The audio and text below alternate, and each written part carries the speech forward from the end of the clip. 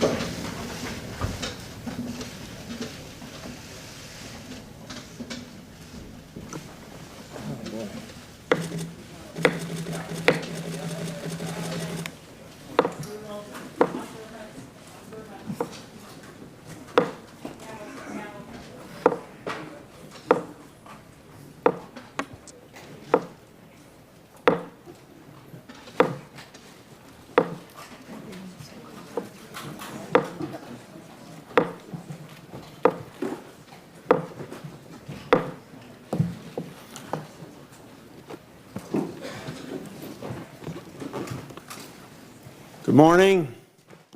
I welcome everyone to this confirmation hearing on the nomination of Judge Brett Kavanaugh. Mr. Chairman. To serve as Associate Justice. Mr. Chairman, I'd like to be recognized for a question before we proceed. Regular order, Chairman. Mr. Chairman, I'd like to be recognized to ask a question before we proceed. The committee received just last night, less than 15 hours ago, 42,000 pages of documents that we have not had an opportunity to review or read or analyze. You're out of order. I'll proceed. We cannot possibly move forward, Mr. Chairman, I with this extend hearing. a very warm welcome We have not to been Judge given Kavanaugh, an opportunity to have a meaningful his wife, hearing on Ashley, this nominee. their two daughters, Mr. Chairman, their I extended agree with my family and colleague, friends, Senator Harris. Mr. Chairman, Judge we Kavanaugh's received many law 42,000 clerks, documents that we haven't and been everyone able else to joining us review last today. night, and we believe this hearing should I be know this is an postponed. exciting day for all of you here, Mr. Chairman, and you're rightly proud Mr. Chairman, of if we cannot be recognized, I move to adjourn. the American people. Mr. Chairman, I move get to adjourn. Hear directly from Judge Kavanaugh later this afternoon. Mr. Chairman, I move to adjourn. Mr. Chairman, we have been denied real access to the documents we need to advise. Mr. Chairman, regular order is called for. Which turns this hearing into a charade and a mockery of our norms. Well, and Mr. Chairman, I therefore move to adjourn this hearing. Okay. This is a mockery and a travesty of justice. This is a travesty of justice. We will not go back. Cancel Brett Kavanaugh. Adjourn the hearing.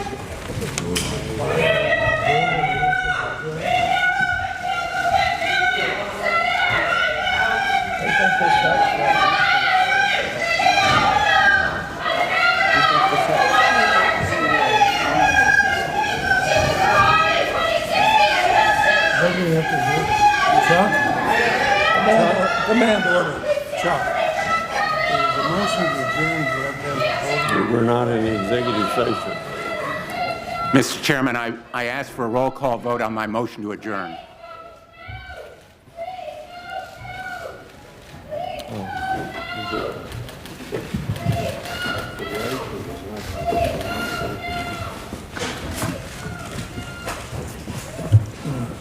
Okay. Mr. Chairman, I move to adjourn. I ask for a roll call vote. We're not in executive session. We will continue as planned. Mr. Chairman, may I be recognized, sir? Mr. Chairman, I appeal to the chair to recognize myself or one of my colleagues. You're out of order. Mr. Chairman, I appeal to be recognized on your sense of decency and integrity. Even the documents you have requested, Mr. Chairman, even the ones that you said, the limited documents you have requested, this committee has not received. And the documents we have, you, sir, have labeled committee confidential. They should be transparent. This committee, sir, is a violation of even the values I've heard you talk about time and time again. The ideals that we should have. What is the rush? What are we trying to hide by not having the documents out front? What is with the rush? What are we hiding by not letting those documents come out? Sir, this committee is a violation of the values that we as a committee have striven for, transparency. We are rushing through this process in a way that is unnecessary. And I appeal for the motion to at least be voted on. Mr. Chairman. At least let's have a vote, because when we wrote you a letter on August 24th Senator. asking to have a meeting on this issue, you denied us even the right to meet. So here we are having a meeting. Let's at least debate this issue. Let's at least call this for a vote.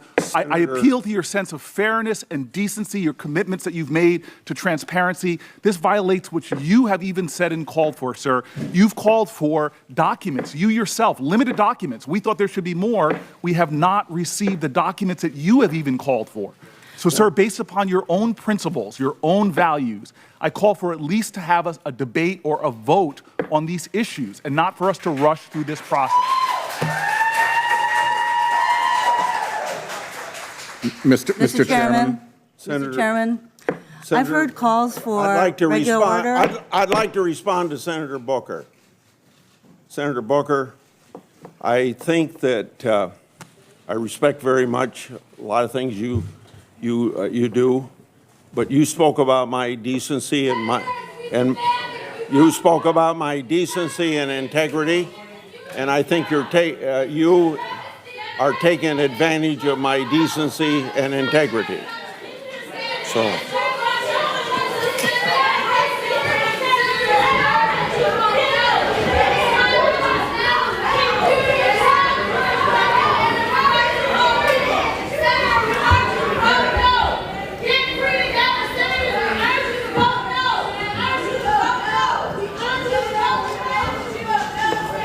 Okay. The order, it is regular order for us to receive all the documents, that this committee is entitled to. Okay. Mr. Chairman, it is also, I think that Mr. Chairman, it is also not regular Hey, order for the majority Senator to Romo. require the minority to pre-clear Sen- our questions, our documents, and the videos we would like to use at this hearing. That is unprecedented. That is not regular order. Since when do we have to submit the questions and the process that we wish to follow to question this nominee? So I'd like your clarification. I'd like your Senator response Rono, on why you are I requesting would the ask minority that to you, submit our questions to I ask you. that you stop so we can conduct this hearing the way we have planned it. Maybe it isn't going exactly the way that the minority would like to have it go, but we have said for a long period of time that we were going to proceed on this very day, and I think we ought to give the American people the opportunity to hear whether Judge Kavanaugh should be on the Supreme Court or not. And you have heard my side of the aisle call for regular order, and I think we ought to proceed in regular order. There will be plenty of opportunities to respond to the questions that the minority is legitimately raising, and we will proceed accordingly. Mr. Chairman, under regular order, may I ask a point of order, which is that we are now presented with a situation in which somebody has decided that there are 100,000 documents protected by executive privilege, yet there has not been an assertion of executive privilege before the committee. How are we to determine whether executive privilege has been properly asserted if this hearing goes by without the committee ever considering that question? Why is it not in regular order for us to determine before the hearing at which the documents would be necessary whether or not the assertion of privilege that prevents us from getting those documents is legitimate or indeed is even an actual assertion of executive privilege? I do not understand why that is not a legitimate point of order at this point, because at the end of this hearing, it is too late to consider it. Mr. Chairman, if I might add to this, on the integrity of the documents we've received, there really is no integrity. They have alterations, they have oddities, attachments are missing, emails are cut off halfway through a chain, recipients' names are missing. Many are of interest to this committee, but it's cut off. The National Archives hasn't had a chance to get us all that we want, even though you said on your website the National Archives would act as a check against any political interference. But I check after the hearing is over, there's no check. I think we ought to at least have the National Archive finish it, and to have, for the first time, certainly in my 44 years here, to have somebody say there's a claim of executive privilege when the president hasn't made such a claim just puts everything under doubt. What are we trying to hide? Why are we rushing? I can answer all the questions that have been raised, but I think if I answer those questions, it's going to fit into the effort of the minority to continue to obstruct.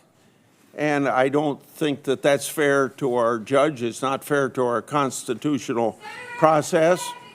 But let me respond to those now, and then maybe we can proceed.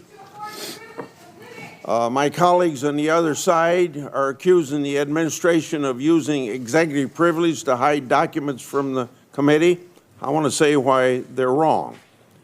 Unlike President Obama's assertion of executive privilege during Fast and Furious is one example, this assertion is not legitimate. Judge Kavanaugh was a senior lawyer in the White House. He advised the president on judicial nominations, provided legal advice on separation of powers issues, and handled litigation matters.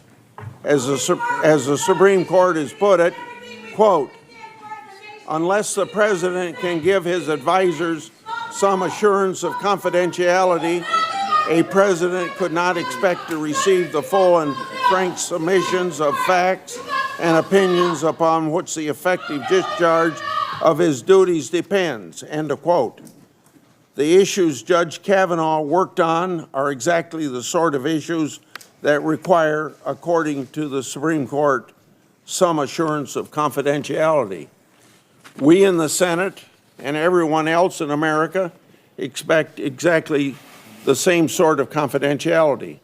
Most senators would not agree to turn over their staff's communication to anyone. For example, we didn't ask that Judge Kagan's records for her service with then Senator Biden be turned over during her nomination. And because of attorney-client privilege, everybody has a right to keep communications from their lawyers out of government hands. We therefore didn't ask for Justice Ginsburg's documents from her time with the ACLU. We didn't ask for Judge Sotomayor's confidential documents from her time in private practice. It can't be that the Senate and the ACLU are entitled to more protection than the President of the United States. And then I will speak to the fact about 42,000 pages. Last night, we received additional documents for the committee's review. These were documents we requested before the hearing, and we received them before the hearing just as we requested. The majority staff began reviewing the documents as soon as they arrived and has already completed its review.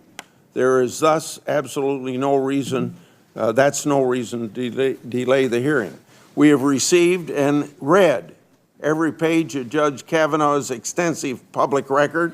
This includes 12 years of his judicial service on the most important federal circuit court in the country, where he authored 307 opinions and joined hundreds more, amounting to more than 10,000 pages of judicial writing. We also received and read more than 17,000 pages of his speeches, articles, teaching materials, other documents that Judge Kavanaugh submitted with his questionnaire, the most robust questionnaire this committee has ever issued. And of course, we received and read more than 483,000 pages of documents from Judge Kavanaugh's extensive executive branch service. This is more pages than the last 5 Supreme Court nominees combined. In short, this committee has more materials for Judge Kavanaugh's nomination than we have had on any Supreme Court nominee in history. Senators have had more than enough time and materials to adequately assess Judge Kavanaugh's qualifications, and so that's why I proceed. I know that this is an exciting day for all of you in the family and all the people that are close to Judge Kavanaugh, and you're rightly proud of the judge. The American people get to hear directly from Judge Kavanaugh later this afternoon. After this confirmation hearing and process is finished, I expect Judge Kavanaugh will become the next Associate Justice of the Supreme Court. Welcome again, Judge. Before I begin, I would want to give you, Judge, an opportunity to introduce your family. Thank you, Mr. Chairman and Senator Feinstein. And push the red button if it's not on. Will we have opening remarks? Yes, we're going to have. Yeah. Thank you, Mr. Chairman and Senator Feinstein and members of the committee. I'm honored to be here today with my family, my wife, Ashley, proud West Texan, graduate of Abilene Cooper High School, now the town manager of our local community where we live. Our daughters, Margaret and Liza. Thank the committee for arranging a day off from school today. My mom and dad, Martha and Ed Kavanaugh, my aunt and uncle, Nancy and Mark Murphy, and my first cousins, Rosie and Elizabeth Murphy. I'm very honored to be here, honored to have my family here. I'm here because of them. Thank you, Mr. Chairman. We're delighted to have your family here. Before I make my opening remarks, I want to set out the ground rules for the hearing. I want everyone to be able to watch the hearing without obstruction. If people stand up and block the view of those behind them or speak out of turn, it's not fair or considerate to others, so officers will immediately remove those individuals, and I thank the officers for doing the work that they have to do. We'll have 10-minute rounds of opening statements with each member. The ranking member and I may go a little over 10 minutes, but I'm going to ask everyone else to limit your remarks to those 10 minutes. I hope everyone will respect that. We plan on taking a 15-minute break after Senator Cruz's opening statement. After all the opening statements by senators are complete, we'll take another 15-minute round break to turn to our introducers, who will formally present the judge. After that, I'll administer the oath to the judge, and we'll close that portion of today's hearing with his testimony. Tomorrow morning. Mr. Chairman, when will we review Senator Blumenthal's motion to adjourn? What's your question? I renew my motion to adjourn, Mr. Chairman. I think we're entitled to a vote on it. Yeah. The responses that, Mr. Chairman, you've given with all due respect really fly in the face of the norms of this committee, our traditions, and our rules. Mr. Chairman, if I might add an additional point, I agree with my colleague. It is striking, given your long history of encouraging the executive branch to treat minority requests equal with majority requests, that you discourage the National Archives from responding to Ranking Member Feinstein's request, which she tried to craft with you to be identical to the request for records from Justice Kagan. We should not be proceeding until we have the full documents that allow us to review the judge's records. And Mr. Chairman, last Friday we learned that nearly 102,000 pages of documents from Judge Kavanaugh's work in the White House counsel's office are being withheld from the committee and the public based on a claim of constitutional privilege. Executive privilege has never been invoked to block the release of presidential records to the Senate during a Supreme Court nomination. This includes when Justice Kagan was nominated to the Supreme Court, as well as Justice Roberts. Yesterday, my colleagues and I sent a letter to the White House counsel asking that the president withdraw his claim of privilege over these documents so that they can be made available to this committee and to the American people. We have not yet received a response to that letter, so we should not be proceeding until we have a response and these documents have been available. It is 102,000 documents. And Mr. Chairman, my motion to adjourn, Mr. Chairman, would raise this issue of executive privilege and whether it has been properly asserted for reasons that have been outlined well by my colleague, Senator Whitehouse. There is no valid claim here of executive privilege. Even if there were one, it has not been properly asserted. The question is, what is the administration afraid of showing the American people? What is it trying to hide? And Mr. Chairman, using your own words in the statement you just read, you said, I quote, "We've had more than enough time to review the documents." Sir, we just got a document dump last night of over 40,000 pages. I would venture to say not one senator here has had time to read through those 40,000 pages.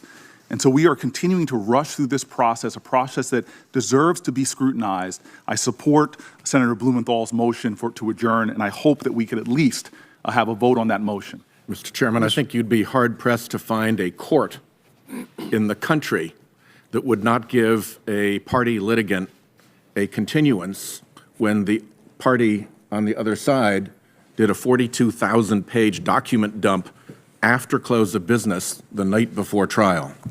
Mr. Chairman, we waited for more than a year with a vacancy on the Supreme Court under the direction of your leader in the United States Senate, and the Republic survived. I think the treatment was shabby of Merrick Garland and President Obama's nominee. The fact that we cannot take a few days or weeks to have a complete review of Judge Kavanaugh's record is unfair to the American people. It's inconsistent with our responsibility under Article 2, Section 2 of the Constitution to advise and consent on Supreme Court nominees. Senator Cornyn. You want to speak? Mr. Chairman, thank you. I'll be very brief. I would just say that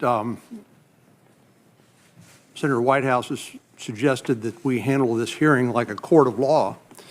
But I would suggest that if this were a court of law, that virtually every side, every member of on the dais on that side would be held in contempt of court. Oh, come on. Because this whole process is supposed to be a civil one where people get to ask questions and we get to get answers. And that's the basis upon which we are to exercise our constitutional responsibilities of advice and consent. So I would just suggest we get on with the hearing. If my colleagues... Mr. Chairman, if I could just respond. Mr. Chairman, if I could just respond. Mr. Chairman. If we could just respond to that. I would... Sir. You can respond, but just a minute. If people wonder why the chair is so patient during this whole process, I have found that it takes longer to argue why you shouldn't do anything than let people argue why they want it. These things are going to be said throughout this hearing. We're going to be in session Tuesday, Wednesday, Thursday, Friday, Saturday, Sunday, till we get done this week. So however long people want to take, we're going to not necessarily accommodate all obstruction, but if people got something to say, this chairman's going to let them say it. But it gets pretty boring to hear the same thing all the time. Senator Booker, make it quick, please. I really appreciate the deference, Mr. Chairman. The question was why would we want to delay this? And this is not an attempt to delay.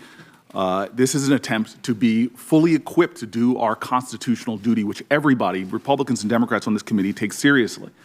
It is very hard to perform our role of advice and consent when we do not have a thorough vetting of the background of the candidate in areas which the candidate himself has referred to as the most formative part of his legal career, where he himself has talked about how important this period of his life is. We're denied the full vetting. And sir, this is not something that Democrats are asking for. I remind you that you yourself asked for a limited set of documents for when he was in the White House counsel's office. You yourself set that standard. And even on that limited standard, sir, we have not received the documents. And then even the documents, we've received 7% of them. Almost half of those have been labeled committee confidential that cannot be put before the American people, which further undermine and inhibit our ability to ask questions to thoroughly vet this candidate and advise and consent the President of the United States. So, sir, just on the basic ideals of fairness, the traditions of this body, we should have a thorough understanding of the nominee that's put before us so that we can vet them. To go into this hearing without those documents is an undermining of the constitutional role to which we have all sworn an oath to uphold. Mr. Chairman, I have great respect for my colleague from Texas. I would like to respond to Senator Booker, and then Senator Feinstein has asked for the floor. Mr. Chairman, I asked to respond to my colleague from Texas. Mr. Chairman. Senator Booker, using a standard set by two members of your political party in the caucus, and I'm going to phrase because I don't have the exact quotes in front of me, but recently Senator Schumer said from the floor, the best judge of whether or not somebody should be on the Supreme Court is decisions that they've made at lower courts. Senator Leahy said something similar to that when Senator Sotomayor was before us, that we know what you have done in a lower court. That's the best basis for knowing whether or not you ought to be on the Supreme Court.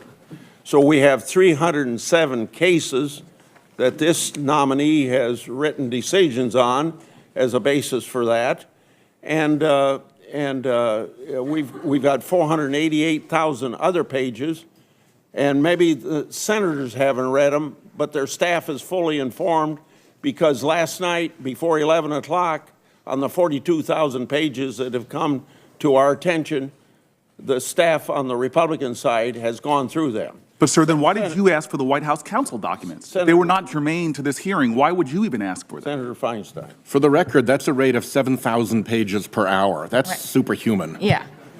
They're amazing. They're amazing. Mr. Chairman, Yes, if go I ahead. may, Yeah, proceed. I've been through 9 Supreme Court hearings. Is this your and opening statement? It's part of it. Why don't you make your opening statement? Shall I? Yeah, would you please? And then- Mr. Chairman, I There's a asked for an motion opportunity to pending. respond to my colleague from Texas because Please. he is directly challenged us with. I said you're out of order. Well, Mr. Senator Chairman, Feinstein. I ask in the process Would of you- regular order Would an you- opportunity to respond to what I let believe me- was a personal attack. I'd like to have you give Senator Feinstein the courtesy of listening to her opening statement. Well, I was just going to say some things. And you heard that this is my 9th hearing. And I think we've got to look at this. These are very unique circumstances. Not only is the country deeply divided politically, we also find ourselves with a president who faces his own serious problems. Over a dozen cabinet members and senior aides to President Trump have resigned, been fired, or failed their confirmations under clouds of corruption, scandal, and suspicion. The president's personal lawyer, campaign manager, deputy campaign manager, and several campaign advisors have been entangled by indictments, guilty pleas, and criminal convictions.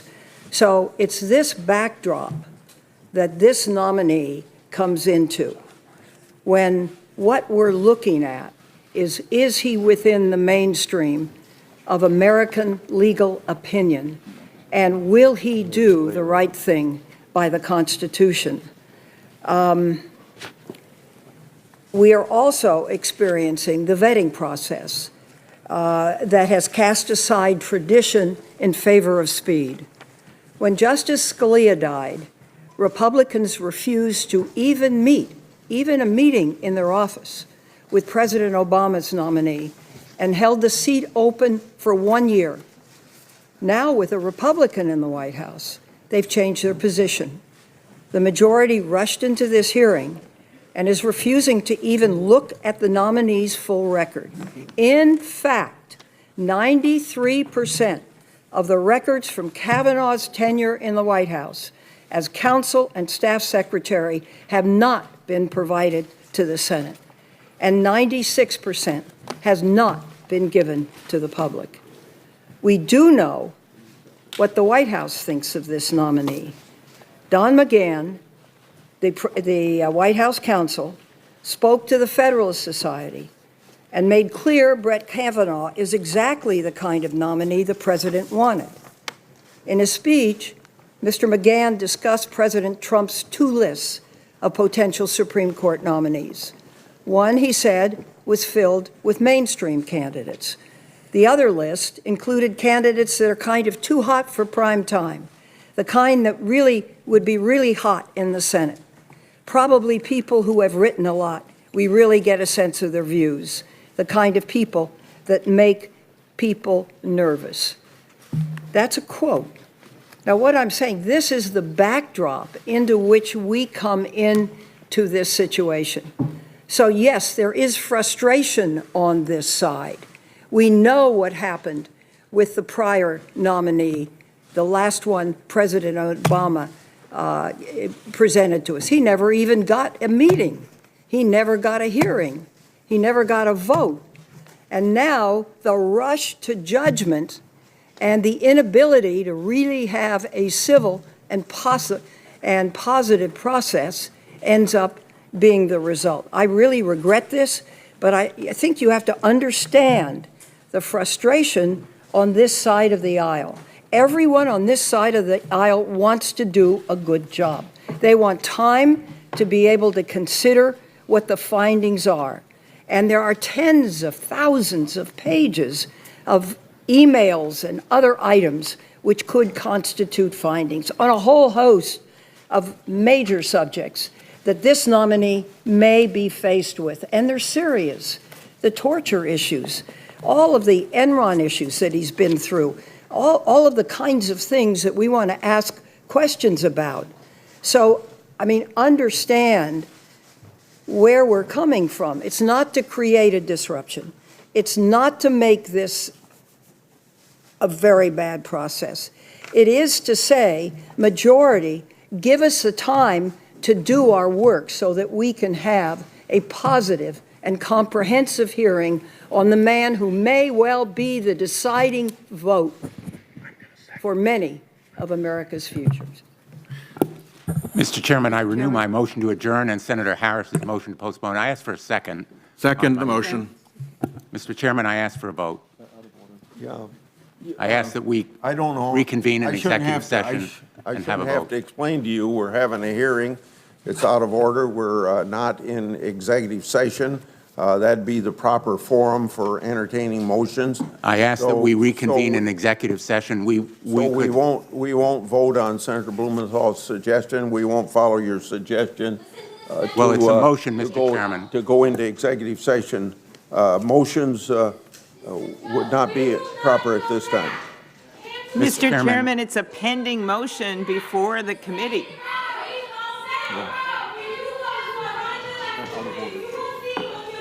Yeah.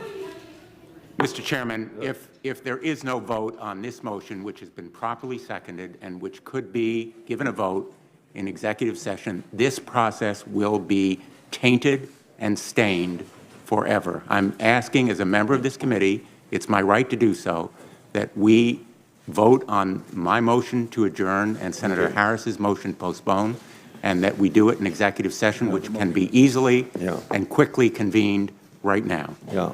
The motion is out of order. Sir, then I make a very clear and simple motion to move into executive session so that Senator Blumenthal's motion may be considered. The motion is out of order. Well, they're not out of order, Mr. Chairman. They're properly before this committee. Simply saying so, with all due respect, and I have great respect for the chairman, doesn't make them so. It doesn't make them out of order just because the chairman rules that they're out of order.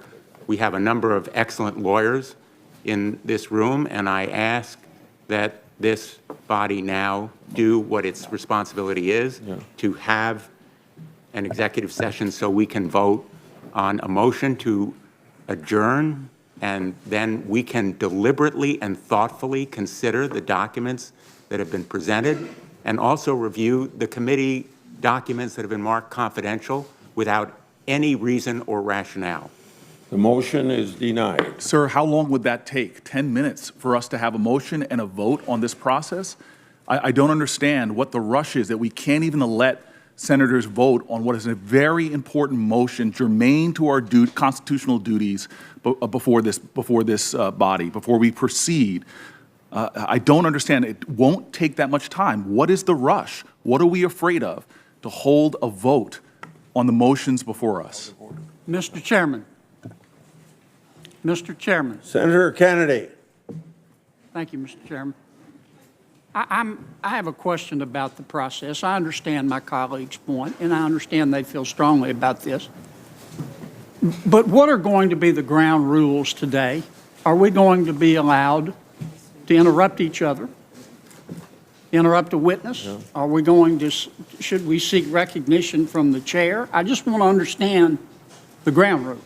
Proper respect and decorum, plus how we normally have done business in a hearing like this. We wouldn't be having all these motions. You're new to the Senate, so this is something I've never gone through before in 15 Supreme Court nominations that I have been since I've been on here. And every member, I was interrupted before I got a chance to say what the agenda for today, but every member is going to get 10 minutes to make their remarks, and then we will go to the introducers of Judge Kavanaugh. There will be 3 of those. They will take the usual time of introducers, and then we will have the swearing in of Judge Kavanaugh, and then we will have his opening remarks, and then we will adjourn for today. We'll reconvene at 9:30 on Wednesday and Thursday. Each member will have 30 minutes to ask questions or make all these points they're making right now. for the first round. Then there will be a second round of 20 minutes each. So every member is going to get 50 minutes to ask all the questions or make all the statements that they want to make in regard to anything about this candidate or anything about how this meeting's being conducted. And then we will go late into Wednesday night or Thursday night till we get done with the questioning of Judge Kavanaugh. And then on Thursday, we're going to have 3 panels of 6 each, evenly divided for people that think Judge Kavanaugh should be on the Supreme Court and people that think he should not be on the Supreme Court. And we hopefully get that done Friday, but if we have to go Saturday and Sunday, we'll go Saturday and Sunday until we get it all done. Mr. Chairman, how can we possibly Does that answer your question, Senator Kennedy? Well, if I want to, yes, Mr. Chairman, I appreciate it. If I want to say something, do I need to be recognized by the chair? That would be the way that it's handled. I've tried to explain to you, I'm going to be patient, because sometimes if you aren't patient and you argue why something shouldn't be done, it takes longer than it does just to listen to people. But I don't think we should have to listen to the same thing 3 or 4 times. Well, patience is good, Mr. Chairman. But I just want to understand the rules. If I want to be recognized... Yeah, you should be recognized. You can understand that I have been patient and listened to people not be recognized and speak anyway, because I would like to have this be a peaceful session. Well, before I try your patience, I'm done. Mr. Chairman, I have a Chairman. question about ground rules. Go ahead. The question is, before we can proceed, I'd like to know whether the majority is still requiring of all of the Democratic members of this committee to pre-clear the questions, documents, and videos that we would like to use at this hearing. I was hoping that on the subject that you just brought up, that we would have some clarification of what you want to approach that. And I'm not prepared to answer that question because I don't know what the answer has been, and I don't want you to give me what you think the answer has been of discussion between our staff on that subject. Mr. Chairman, I don't think it's ever been the case in a hearing like this that the members of this committee have to pre-clear what we propose to query the nominee about. I think that is totally unprecedented. And Mr. Chairman, if we don't even know what the rules are, how can we proceed with this I'd like to hearing? respond to Senator Hirano.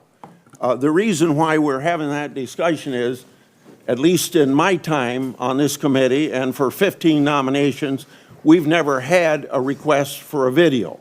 So it seems to me, to be courteous to all the members of the committee, it'd be nice to know the purpose and what it might contain.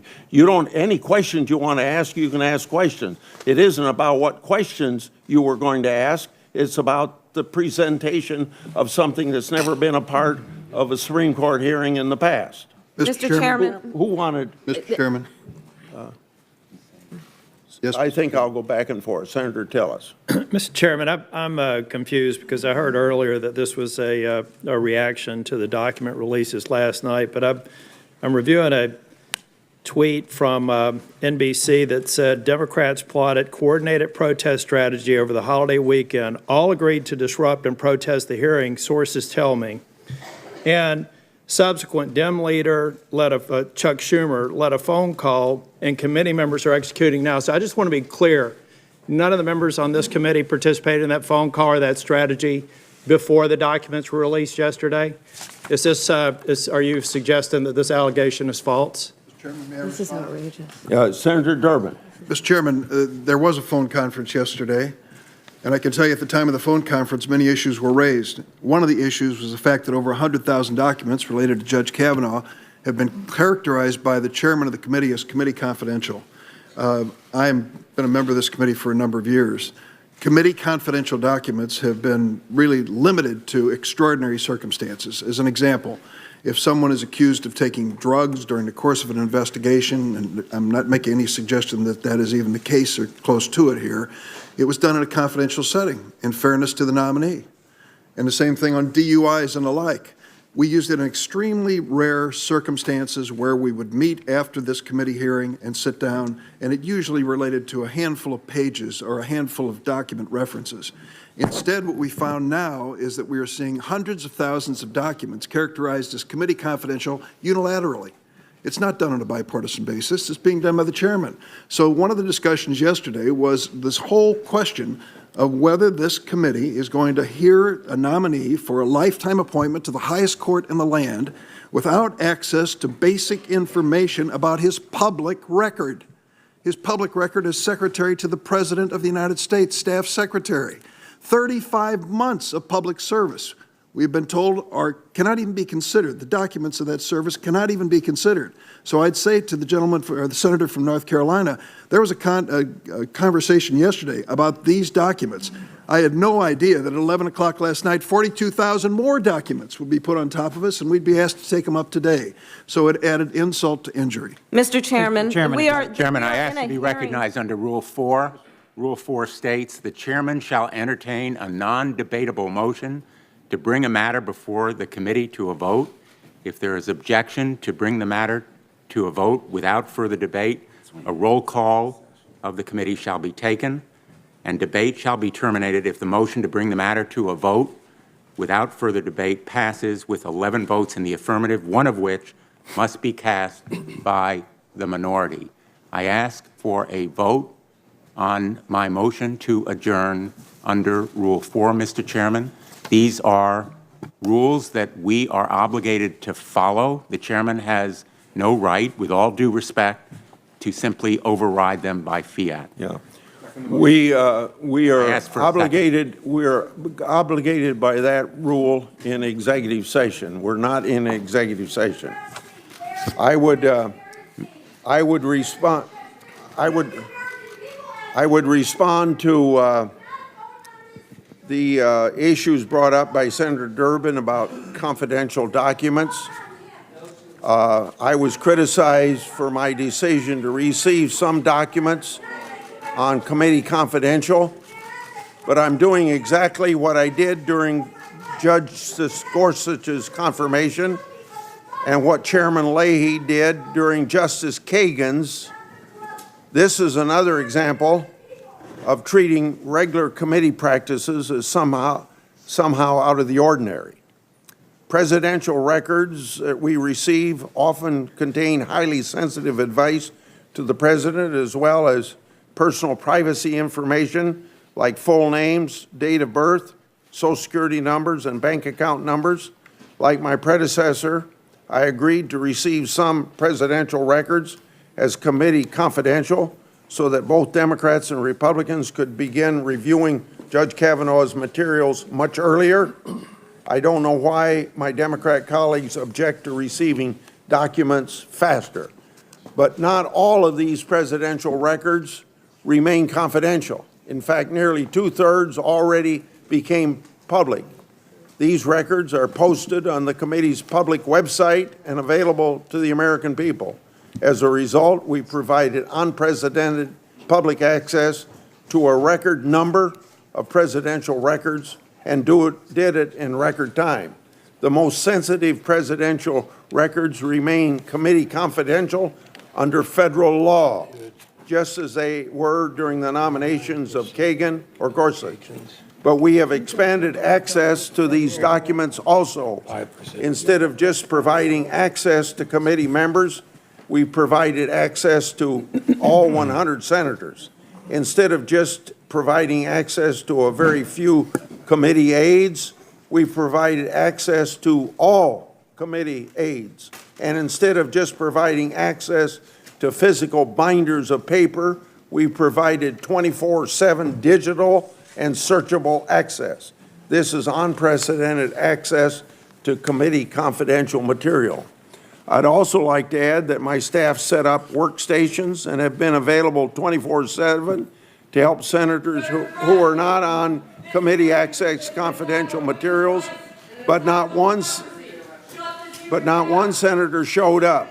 I guess senators complaining about lack of access to confidential documents weren't really interested in seeing them in the first place. but I want to emphasize more documents are widely available than in any prior Supreme Court nomination. And then to the issue about hiding committee confidential documents. Some colleagues, and you've heard it this morning, accuse of hiding documents. They're suggesting that some of the committee confidential documents contain information that would be of great interest to the public. Well, just as I did last year during Justice Gorsuch's confirmation, I put a process in place that would allow my colleagues to obtain the public release of confidential documents for use during the hearing. All I asked was my colleagues to identify the documents they intended to use, and I would work to get the Department of Justice and former President Bush to agree to waive restrictions on the documents. Senator Feinstein secured the public release of 19 documents last year under this process, and Senator Klobuchar secured the release of 4 documents this year. If my colleagues truly believe that other committee confidential documents should have been made public, they never told me about them and request the ones that they wanted. Instead of scaring the American people by suggesting that we're hiding some incriminating documents, they should have made a request that I work to get the committee confidential designation removed. This year, I received no such request except from Senator Klobuchar, which was honored and resulted in the disclosure of documents that she wanted to use during this hearing. Mr. Chairman, you stated what I did, and you stated it inaccurately. I think I have the right. I said I was paraphrasing it. Well, you can correct me any way you want to. It was one heck of a paraphrase when you give me the when you speak about doing the same thing as with Elena Kagan. When I was chairman, when Elena Kagan was here, we had 99% of her records from the White House were made public 12 days before the hearing. With Judge Kavanaugh, we have 7%, and only 4% are public. You can talk about the numbers of pages. The fact is, 99% for Elena Kagan, 12 days before the hearing. It was all available. For Judge Kavanaugh, 7%, and only 4% made public. So, if we're going to argue what was precedent, I would point out that I've been in the Senate for 19 Supreme Court nominations. What is being done here is unprecedented. And I keep coming back to the same question I asked. What are we trying to hide? What are we hiding? What's being hidden? Why not have it open like all others? The only other time we heard a president invoke executive privilege was President Reagan during the Justice William Rehnquist hearing, and Republicans and Democrats together went to him and said, don't do that. And he said, okay, you're right. And he withdrew his request of executive privilege and released the documents. Mr. Chairman. I'm just sorry to see the Senate Judiciary Committee descend this way. I felt privileged to serve here under both Republican and Democratic leadership for over 40 years. This is not the Senate Judiciary Committee I saw when I came to the U.S. Senate. Mr. Chairman, since my name was invoked by you, could I please respond? After I get done, I want to give the exact quote that I was paraphrasing. Chairman Leahy said, quote, "We have Judge Sotomayor's record from the federal bench. That is a public record that we had even before she was designated by the president. Judge Sotomayor's mainstream record of judicial restraint and modesty is the best indication of her judicial philosophy. We do not have to imagine what kind of a judge she will be because we see what kind of a judge she has been." And so that's why my answer to the gold standard of what Senator Kavanaugh ought to be on the Supreme Court based upon what Democrats themselves have said is the best judge of whether you should be on the Supreme Court. Senator Klobuchar. Well, wait a minute. Thank You mentioned what I said. Let me just finish on that. On Justice Sotomayor, I did say that we should look at her cases just as we should on Judge Kavanaugh's. But you neglect to mention, carefully neglect to mention, and I think erroneously neglect to mention, that the Republicans asked for board minutes from her work at a civil rights group in the 1980s, long before she was ever even considered as a judge. You asked for that, and we got it for you. That's Mr. Chairman. Mr. Chairman. Mr. Chairman, you called on me. Before Senator Klobuchar speaks, we have 488,000 pages of documents. Go ahead, Senator Klobuchar. Thank you very much, Mr. Chairman. Few points here. Number one, Justice Sotomayor never worked in the White House, so none of these issues of executive privilege or other things that we've been discussing are relevant. Number two, while I appreciate you granting my request, Mr. Chairman, on these campaign finance documents, this is all they were. This is it. This is how many pages. Yet we have 148,000 documents that we can't talk about publicly. And I will say they are illuminating. It shows that the nominee has a limited view of campaign finance reform. In his own words, he says that his views on the First Amendment are pure when it comes to this very important issue. And we can talk about that more in the future. But I do have a question, and that is that, yes, I asked for these documents, but I've also joined several letters led by Senator Feinstein asking that all the documents that we have in the committee be made public so that we can ask questions. And then finally, on my initial point that I'm so focused on, the 102,000 pages of documents from Judge Kavanaugh's work in the White House Counsel, I would like to know, Mr. Chairman, if you have another example of a time when executive privilege was invoked to block the release of presidential records to the Senate during a Supreme Court nomination. As far as my research shows, this wasn't done for Justice Kagan or Justice Roberts, and I'd like to know if you have another example of that during a Supreme Court nomination hearing. Yeah, it was done for Justice Roberts, and it was a Solicitor General position he had. Senator When he was a Solicitor General, that is correct, but during the time that they worked in the White House. That is my question. Mr. Chairman, I'd like to bring you the attention of the chair. I believe I had the floor. Senator Cornyn. Thank you, Mr. Chairman, for recognizing me. I haven't been in as many confirmation hearings as some of my colleagues, but this is the first confirmation hearing for a Supreme Court justice I've seen, basically, according to mob rule. We have rules in the Senate. We have norms for decorum. Everybody, as you pointed out, Mr. Chairman, is going to get a chance to have their say. Yeah. You've given everybody a chance to ask questions for up to 50 minutes. You've given them a chance to make an opening statement.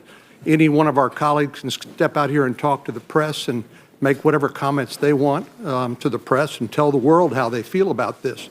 But the fact is, it's hard to take it seriously when every single one of our colleagues in the Senate Judiciary Committee on the Democratic side have announced their opposition to this nominee even before today's hearing. So it's hard to take seriously their claim that somehow they can't do their job because they've been denied access to attorney-client or executive privilege documents when they've already made up their mind before the hearing. There's nothing fair about that. And we would just ask for an opportunity for the American people to be able to listen to this nominee answer the questions that we have. And I think that's how we ought to proceed, and I hope we will. Mr. Chairman, can I be recognized to respond specifically to that comment? There is precedent here. There are rules that can guide us. We're asking for those rules to be followed. In the past, our colleagues on the Republican side have asked for a postponement of these committee proceedings on nominations when documents have been denied on 2 occasions from Senator Sessions, then Senator Sessions, and Senator Kyle. Those requests were granted. We're asking simply that that precedent be followed, Mr. Chairman. Far from mob rule, far from contempt of the process, we're simply asking for respect here to the normal, regular order. Mr. Chairman. Yeah, go ahead. Mr. Chairman, I'd like to address this committee confidential issue one more time because you've explained your point of view. Here's what we know. The Chairman Grassley, who's my friend and I respect, said his reason for unilaterally designating 147,000 pages of Burke documents as committee confidential is because that was the condition that Bill Burke imposed on the provision of the documents. When Judge Kavanaugh was in my office, meeting with us, I asked him, who is Bill Burke? By what authority can he restrict the information given to the Senate Judiciary Committee and to the American people? Is he a government employee? No one knew. This mysterious Bill Burke who is filtering these documents. So I figured since the nominee carries the Constitution in his pocket, there must be some reference to Bill Burke in Article 2, Section 2, but it just says advice and consent of the Senate. It doesn't include Mr. Burke. By what authority is this man holding back hundreds of thousands of documents from the American people? Who is he? Who's paying him? So committee confidential is being determined by a man, a private attorney, and we don't know who he works for or who he's accountable to. Mr. Chairman, in the past, when we went into committee confidential, it was in a discrete, specific area of concern involving a handful of words or accusations that had been made in a document, and we were very careful to do it on a bipartisan basis. That has not been the case here, where 147,000 pages have been designated by Bill Burke as outside the reach of the American people in the Senate Judiciary Committee. That's a further example of why this whole process has gone astray. And I think your explanation ignores that. Mr. Chairman. Mr. Chairman. Who wants the floor? The new senator. Go ahead. Thank you, Mr. Chairman. Mr. Chairman, can you tell me again how many documents have been produced? 488,000 minus, or I mean, other than 28,000 pages that Justice Kavanaugh has submitted, including his own judicial opinions. Number two, are we in executive session or not? We're having a hearing on the nomination of a nominee for the Supreme Court. Yes, sir, I got it. We're not in executive session. All right. Number three, at some point, are we going to get to hear from the nominee? Hopefully, it was going to be before 2:30. It'll probably be later this afternoon now. All right. Thank you, Mr. Chairman. Yeah. Mr. Chairman. Can I ask my colleagues on the other side of the aisle how long you want to go on with this? Because I'm not going to entertain any of the motions you're making. We're not in an executive session, and I think we ought to level with the American people. Do you want this to go on all day? Because I have been patient. I've been accused of having a mob rule session. Now, if we have a mob rule session, it's because the chairman's not running the committee properly. But since every one of you on that side of the aisle, except Senator Booker, Senator Harris, new to the committee, said during Justice Gorsuch's hearing, every one of you prefaced your comments on how fair I was in running that hearing. Now, this is the same Chuck Grassley that ran the Gorsuch hearings. I'd like to run this hearing the same way if you'll give me the courtesy of doing it. Thank you, Mr. Chairman. How long do you want to go on? Mr. Chairman, I'd like to make one more point before we proceed, if I might. Senator Coons. The accusation that this is a mob rule hearing was made by your colleague from the state of Texas. I think you have been conducting this in a respectful, appropriate, and deliberate way. My concerns that I want to renew, given the exchange you just had with Senator Leahy, who has participated in or presided over more Supreme Court confirmations than any currently serving member, I believe, was over how the document request was handled for now Justice Kagan. A request was sent to the National Archives. Ranking Member Feinstein tried to work with you to send an identical request to the National Archives. And before we proceed with the questioning, Mr. Chairman, I simply would like to have a settled heart about why you chose to communicate directly to the archives, not to respond to the ranking member's request.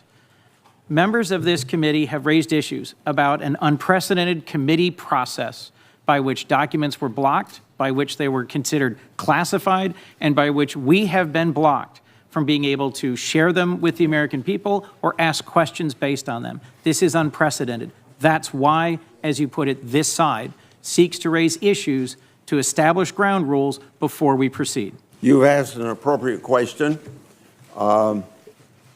I have an answer. I don't know whether it'll satisfy you or not.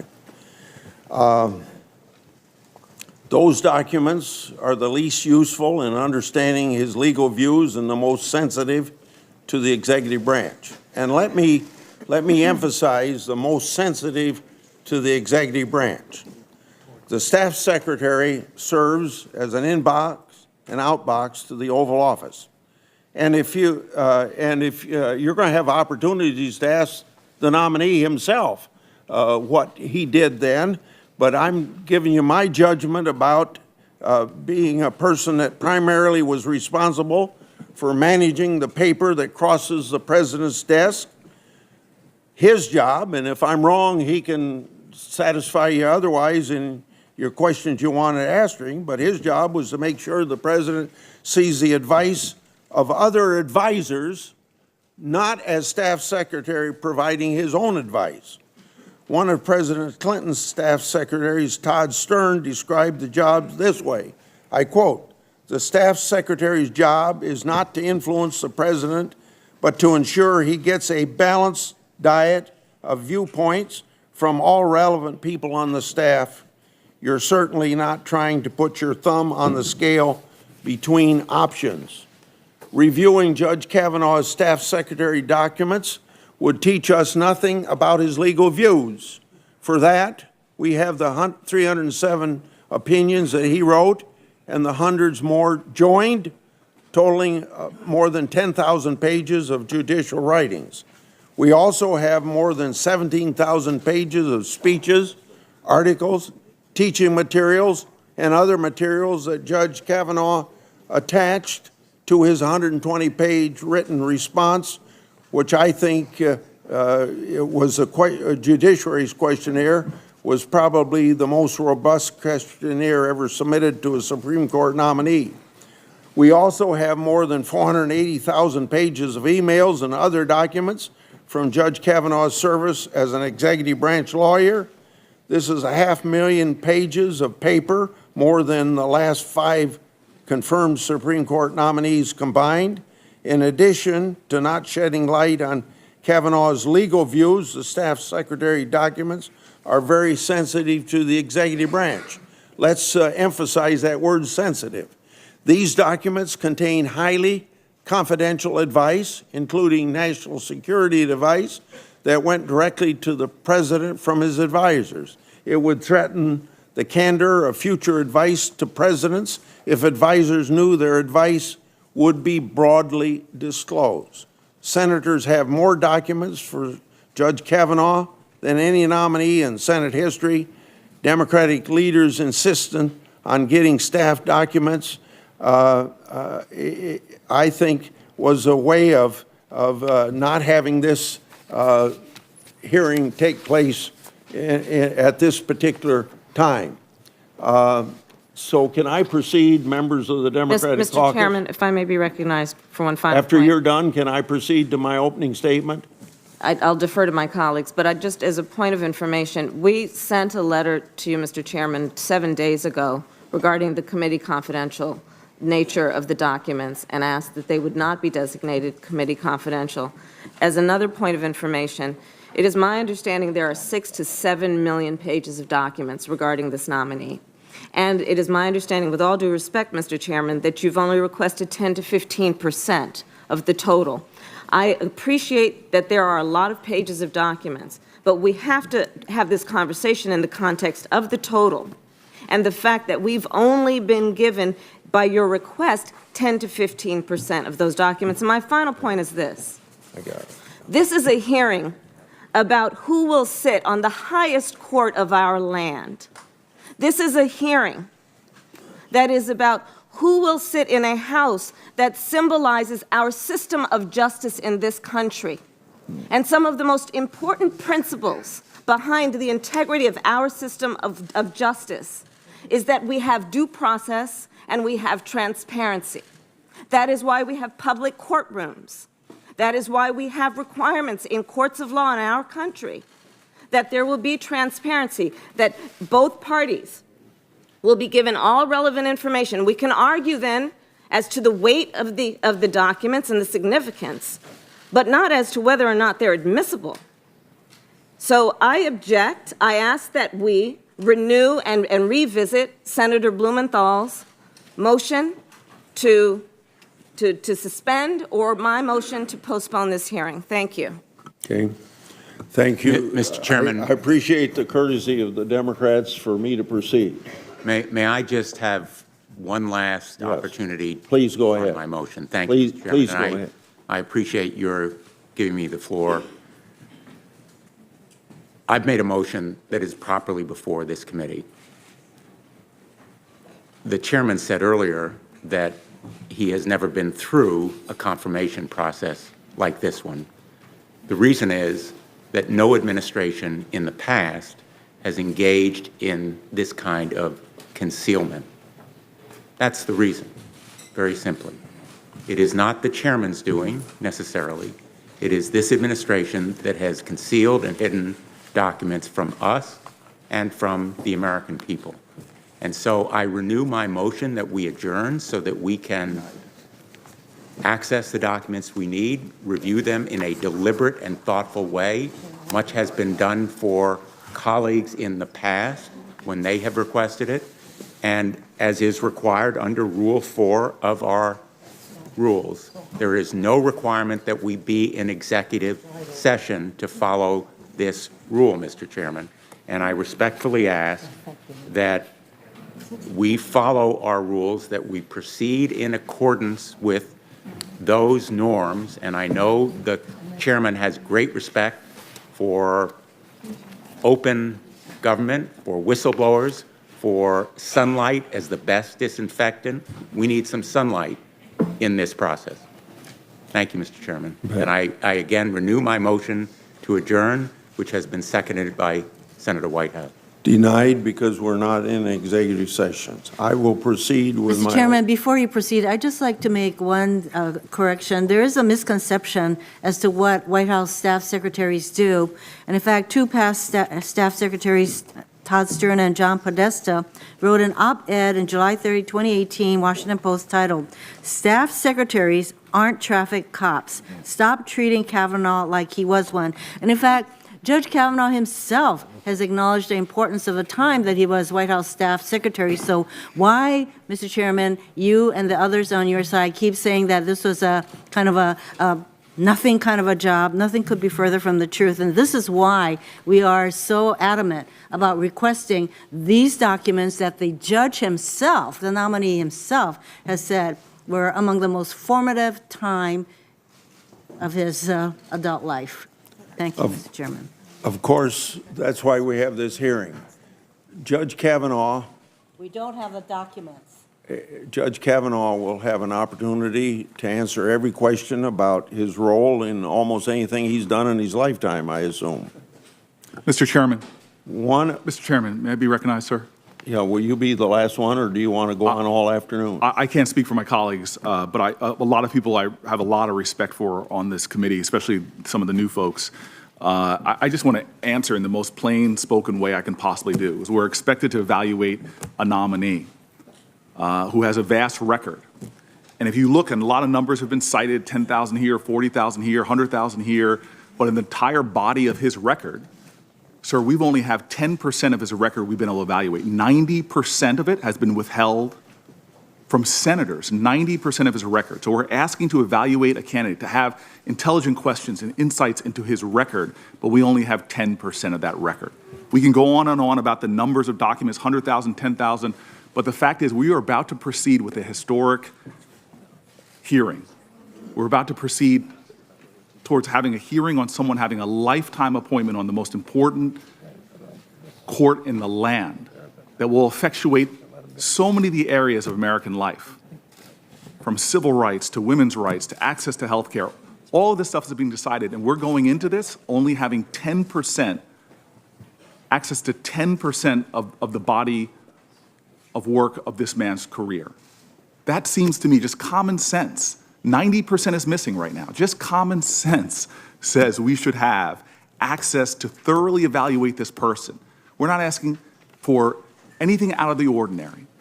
Other candidates have come before. People can talk about tens of thousands here, 100,000 here, but we have gotten far more for every Supreme Court justice that has been mentioned here, far more than just 10%, just a scant a bit. My colleagues talk about what our duty to the American public is. Our duty to the American public is to evaluate a candidate on their body of work, but we're not even getting released that. And why?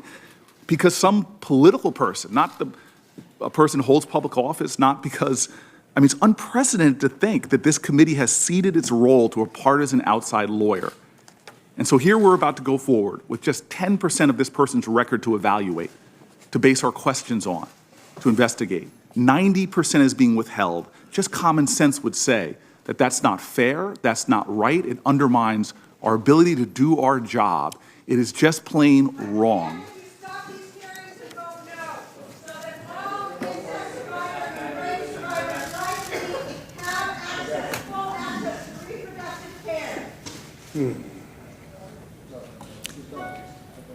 One of the Senate's most solemn constitutional duties is to provide advice and consent to the President on the nomination of Supreme Court justices.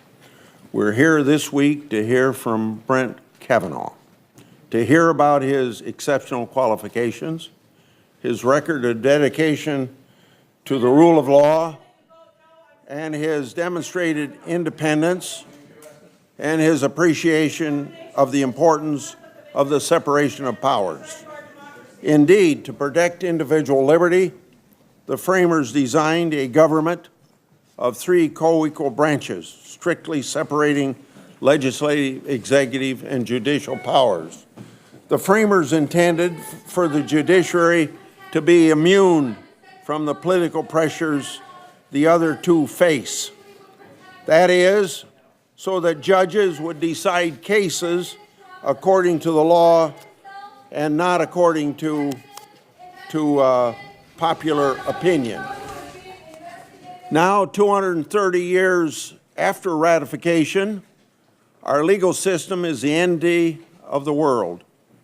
It provides our people stability, predictability, protection of our rights, and equal access to justice. But this is only possible when judges are committed to the rule of law. Our legal system's success is built on judges accepting that their role is limited to deciding cases and controversies. A good judge exercises humility and makes decisions according to specific facts of the case and, of course, according to the law. A good judge never bases decisions on his preferred policy preferences.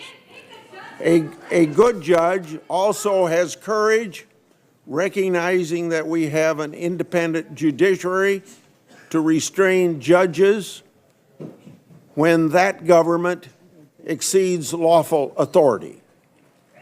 President Andrew Jackson said, quote, "All the rights secured to the citizens under the Constitution are worth nothing and a mere bubble except guaranteed to them by an independent and virtuous judiciary," end of quote.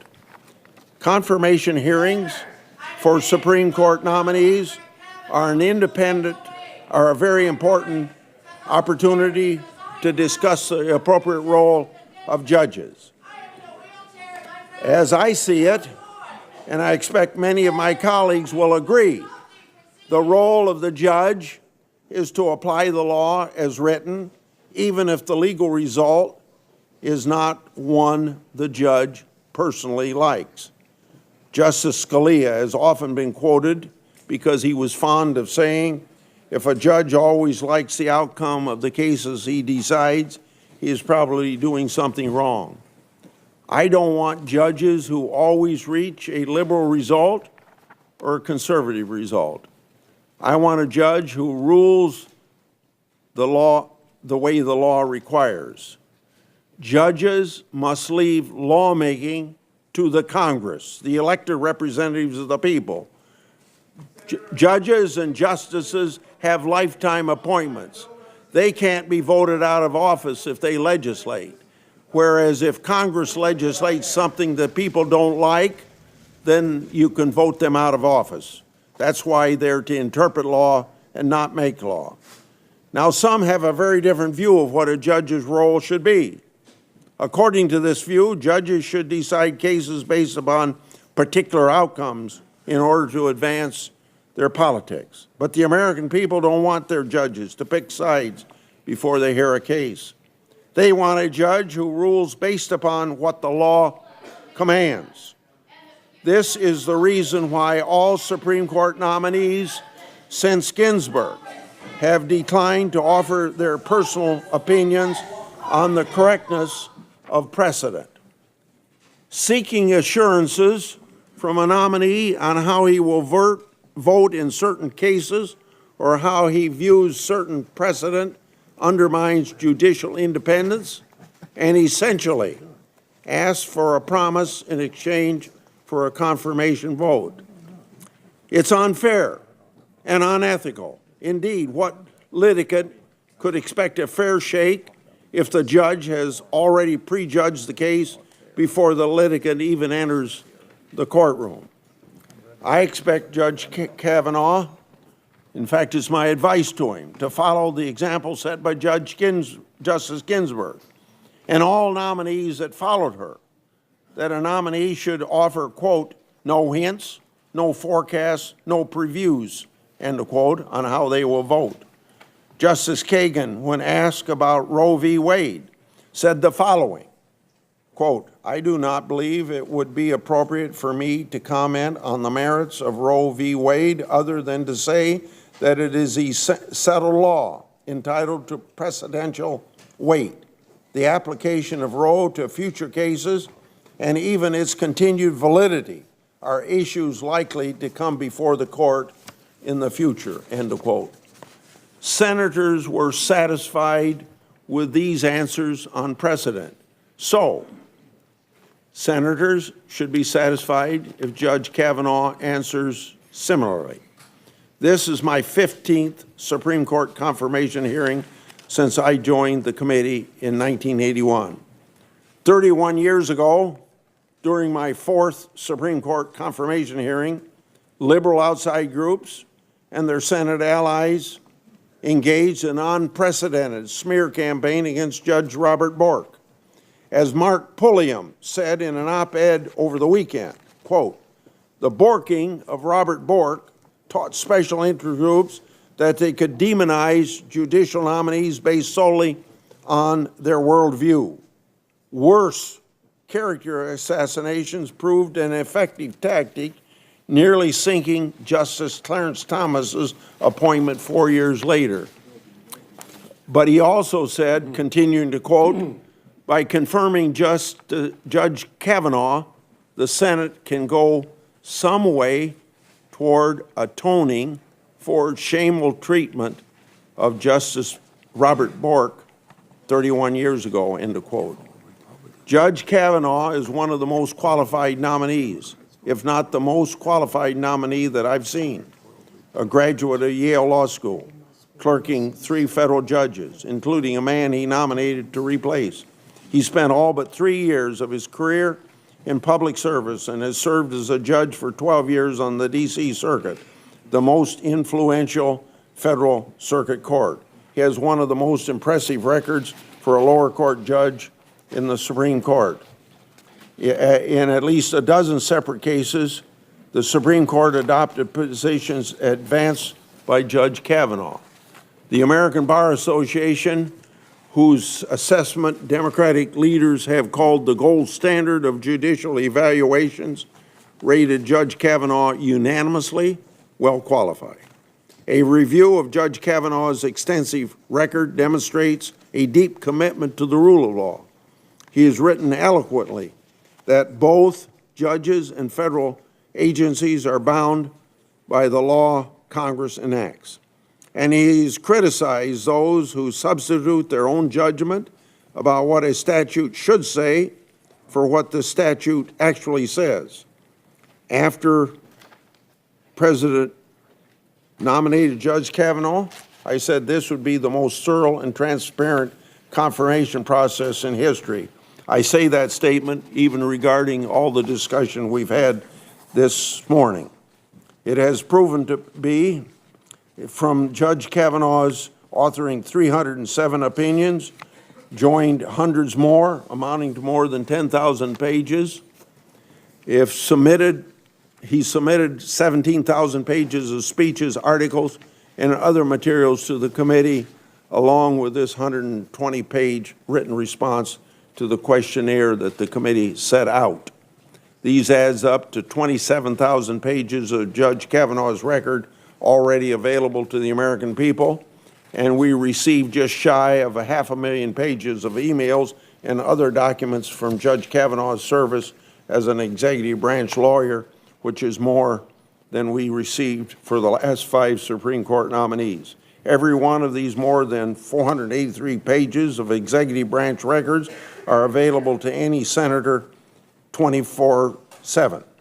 I push for federal officials to significantly expedite public disclosure process under federal law so that all Americans have online access to more than 290,000 pages of these records right now on our committee website.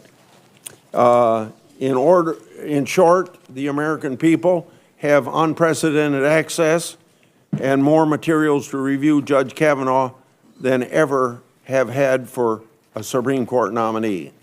And to support the review of Judge Kavanaugh's historic volume of material, I've worked to ensure that more senators have access to more material than ever.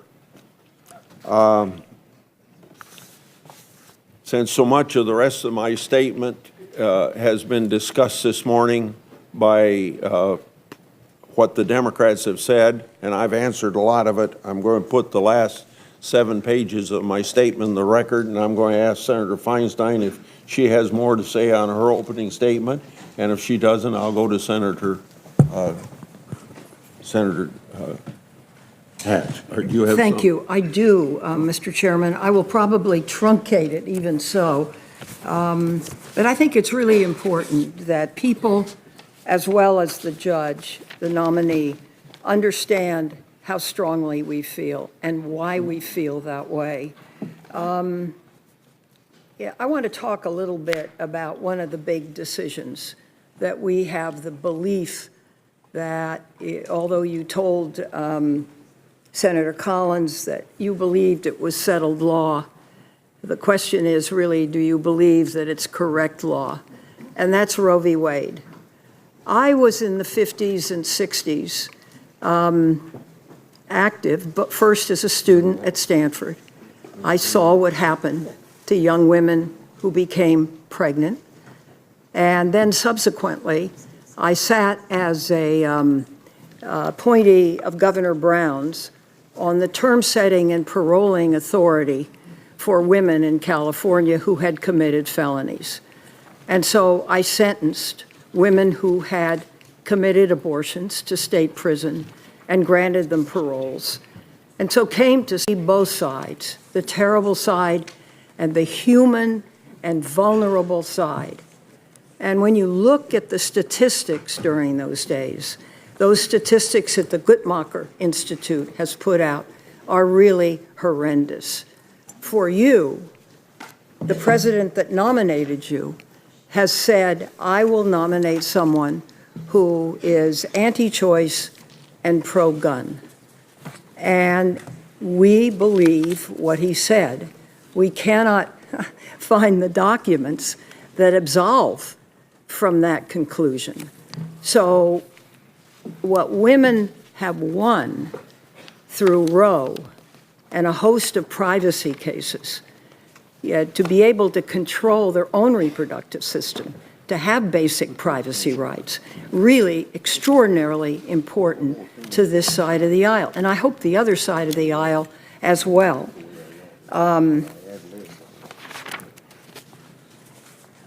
Last year, you drafted a dissent in Garza v. Hargan, and that's a case where a young woman in Texas, I believe, was seeking an abortion.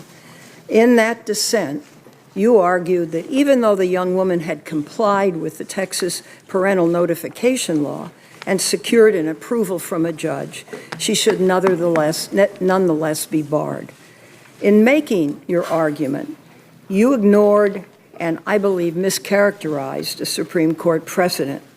You reasoned that Jane Doe should not be unable to exercise her right to choose because she did not have family and friends to make her decision. The argument rewrites Supreme Court precedent, and if adopted, we believe would require courts to determine whether a young woman had a sufficient support network when making her decision, even in cases where she has gone to court. This reason, I believe, demonstrates that you are willing to disregard precedent. And if that's the case, because just saying something's settled law, it really is it correct law? The impact of overturning Roe is much broader than a woman's right to choose. It's about protecting the most personal decisions we all make from government intrusion. Roe is one in a series of cases that upheld an individual's right to decide who to marry. It's not the government's right. Where to send your children to school, the government can't get involved. What kind of medical care you can receive at the end of life, as well as whether and when to have a family. And I deeply believe that all these cases serve as a bulwark of privacy rights that protect all Americans from over-involvement of the government in their lives. And to me, that's extraordinarily important. Next, I'd like to address the President's promise to appoint a nominee blessed by the NRA. In reviewing your judicial opinions and documents, it's pretty clear that your views go well beyond simply being pro-gun, and I'd like to straighten that out. It's my understanding that during a lecture at Notre Dame Law School, you said you would be the, quote, first to acknowledge that most other lower court judges have disagreed with your views on the Second Amendment. For example, in District of Columbia v. Heller, you wrote that unless guns were regulated either at the time of the Constitution was written or traditionally throughout history, they cannot be regulated now.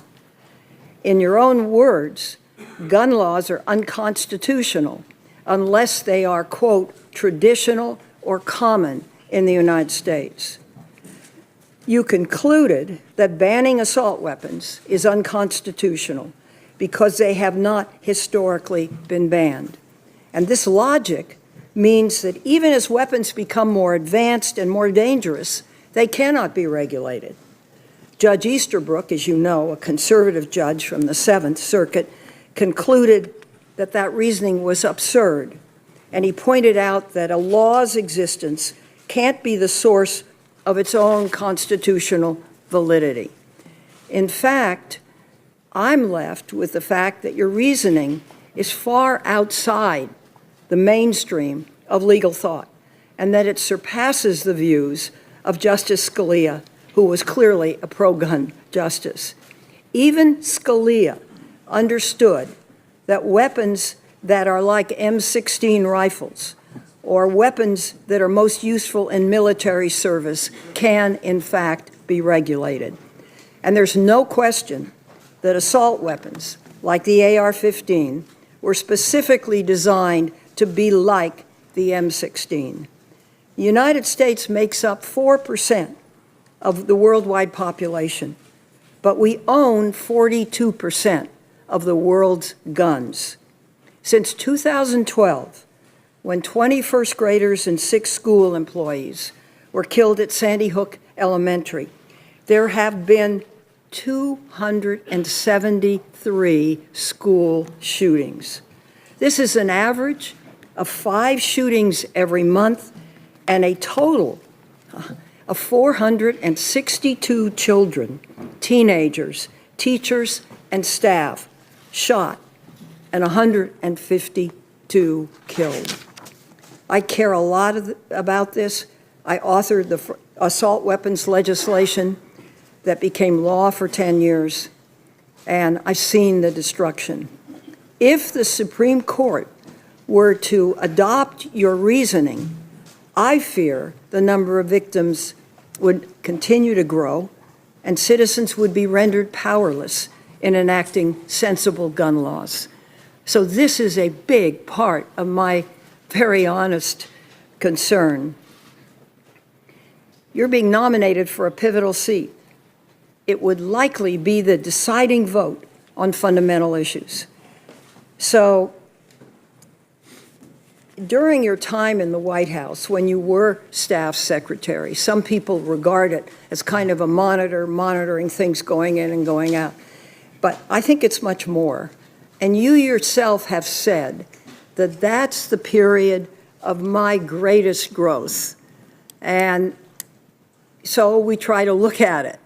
And the only way we can look at it is to understand the documents. And it's very, very difficult.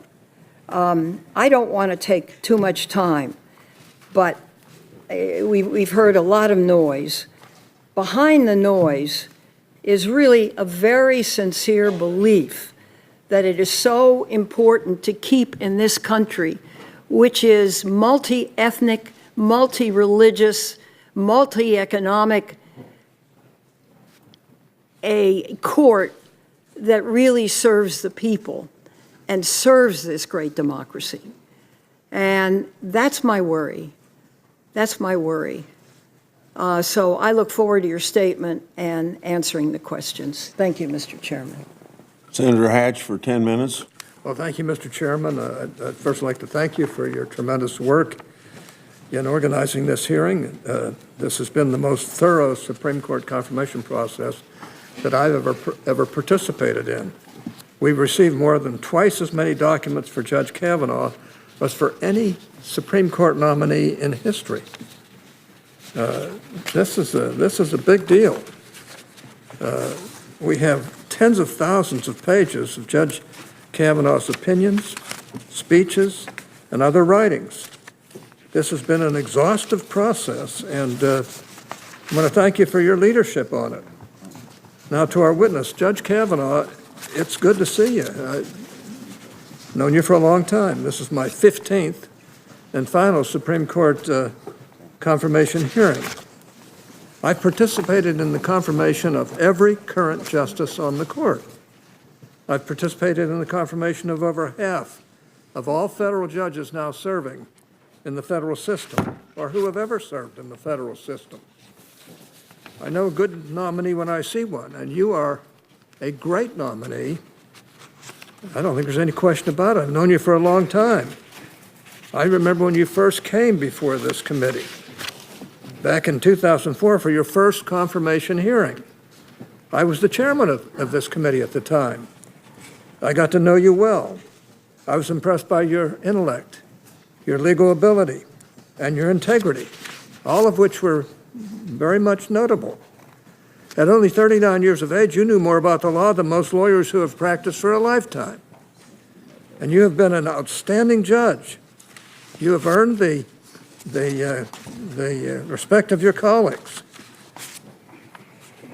And you've learned the respect of the Supreme Court as well. As you know, the Supreme Court has adopted the positions in your opinions no less than 13 times. That's something nobody can really argue against. You've authored landmark opinions on the separation of powers, administrative law, and national security. You served as a mentor to dozens of clerks and hundreds of law students, male and female. Your student, and some of whom did not share your philosophy. Your student reviews are off the charts, favorable, even by those who may not have completely agreed with your philosophical approaches on some matters. You volunteer in your community. Mr. Chairman, I ask for order. Yeah, just go ahead. Okay, you volunteer in the community. You coach youth basketball. You're the sort of person many of us would like to have as a friend and a colleague. You also apparently like to eat pasta with ketchup, but nobody's perfect. Now, this being politics and this being a Supreme Court confirmation hearing, my Democratic colleagues actually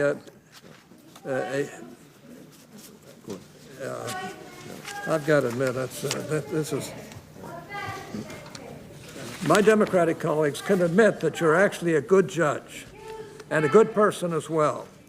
They have to turn the volume up to 11 and try to paint you as one of the four horsemen of the apocalypse. Anyone who actually knows you knows that's ridiculous. And the American people will see soon enough that you are a smart, decent, normal person who just so happens to have been nominated to the highest court in our land. So here are the facts. Judge Kavanaugh is one of the most distinguished judges. Mr. Chairman, I think we ought to have this loudmouth removed. I mean, we shouldn't have to put up with this kind of stuff. I hope she's not a law student. Now that we have quiet, I'd like to explain that I advised 2 years ago that at my hearings, I expected the police to do their job, and I expected the committee to go on. But if you don't want to continue... I'm going to continue. Okay, go ahead. Okay, so here are the facts. Judge Kavanaugh is one of the most distinguished judges in the entire country. He has served for over 12 years now on the U.S. Court of Appeals for the D.C. Circuit. The D.C. Circuit is often referred to as the second highest court in the land because it hears many critically important cases involving agency action and the separation of powers. During his time on the bench, Judge Kavanaugh has heard over 1,000 cases. He's written more than 300 opinions. His opinions span nearly 5,000 pages in length. But what's remarkable about Judge Kavanaugh's judicial record is not just its length, but its depth and its quality. Judge Kavanaugh has been a true thought leader. He's written powerful opinions on the separation of powers and administrative law. He's shown that he brings a fair-minded approach to questions of criminal law and employment law. On almost every issue of consequence, Judge Kavanaugh has made a significant contribution to our nation's jurisprudence, and he's won respect from both sides of the political spectrum. The committee has received letters from former clerks, former colleagues, former students, and former classmates, all attesting to Judge Kavanaugh's sterling character and qualifications, some of whom are Democrats. Eminent members of the Supreme Court bar and legal academia have all written in strong support of Judge Kavanaugh's nomination. The authors of these letters emphasize that they have different political views and that they do not agree on every subject. But to a person, they speak of Judge Kavanaugh's integrity and judgment, and they enthusiastically endorse his nomination. I'd like to highlight one letter in particular from 18 of Judge Kavanaugh's former women law clerks. That's all of his former women clerks, all of them, who were not precluded by their current or pending employment from signing the letter. They write that, quote, Judge Kavanaugh has been one of the strongest advocates in the federal judiciary for women lawyers, unquote. They detail the mentoring and encouragement Judge Kavanaugh has given them in their careers. And they say that it is, quote, not an exaggeration to say that we would not be the professors, prosecutors, public officials, and appellate advocates we are today without his enthusiastic encouragement and unwavering support, unquote. It bears emphasis that these former clerks span the political divide. A number went on to clerk for liberal justices. That itself shows you the high regard Judge Kavanaugh has across the ideological spectrum. Republican and Democratic appointed judges alike have hired his former clerks. Judge Kavanaugh is no ideologue. He is no extremist. He is a highly respected, thoughtful, fair-minded judge who is well within the judicial mainstream. Look no further than the letter the committee received from over 40 members of the Supreme Court bar. supporting Judge Kavanaugh's nomination. Among the signers are people like Lisa Blatt, Deanne Maynard, and Kathleen Sullivan. These are nationally renowned attorneys who practice frequently before the Supreme Court and the federal courts of appeals, and they are not conservatives. To the contrary, they are among the most prominent liberal attorneys at the bar today and in the country. But they know Judge Kavanaugh. They know his work. They know his character. They know that he is an outstanding judge, and they know that he will make an outstanding justice. If we could just get the politics out of this, I think we could all agree that Judge Kavanaugh is an indisputably qualified nominee with strong backing in the legal community who is well within the judicial mainstream. Go ask anyone who practices regularly before the Supreme Court who doesn't have a partisan agenda, and they'll tell you Judge Kavanaugh is exactly the kind of person we should have on the court, or we should want on the court. Indeed, no less than Bob Bennett, Bill Clinton's personal lawyer during Clinton's presidency, wrote to the committee urging support for Judge Kavanaugh's nomination. Here's what he intended to say, quote, "As a Washington attorney, I can attest to the high esteem in which the bar holds Judge Kavanaugh. Lawyers love arguing before him for good reason, because they know he will approach every case with an open mind," unquote. Bennett continues, quote, "Brett is the most qualified person any Republican president could possibly have nominated. Were the Senate to fail to confirm Brett, it would not only mean passing up the opportunity to confirm a great jurist, but would also undermine civility in politics twice over. Just in playing politics with such an obviously qualified candidate, and then again in losing the opportunity to put such a strong advocate for decency and civility on our nation's highest court," unquote. Again, this is President Clinton's personal lawyer during Clinton's presidency who litigated against Judge Kavanaugh.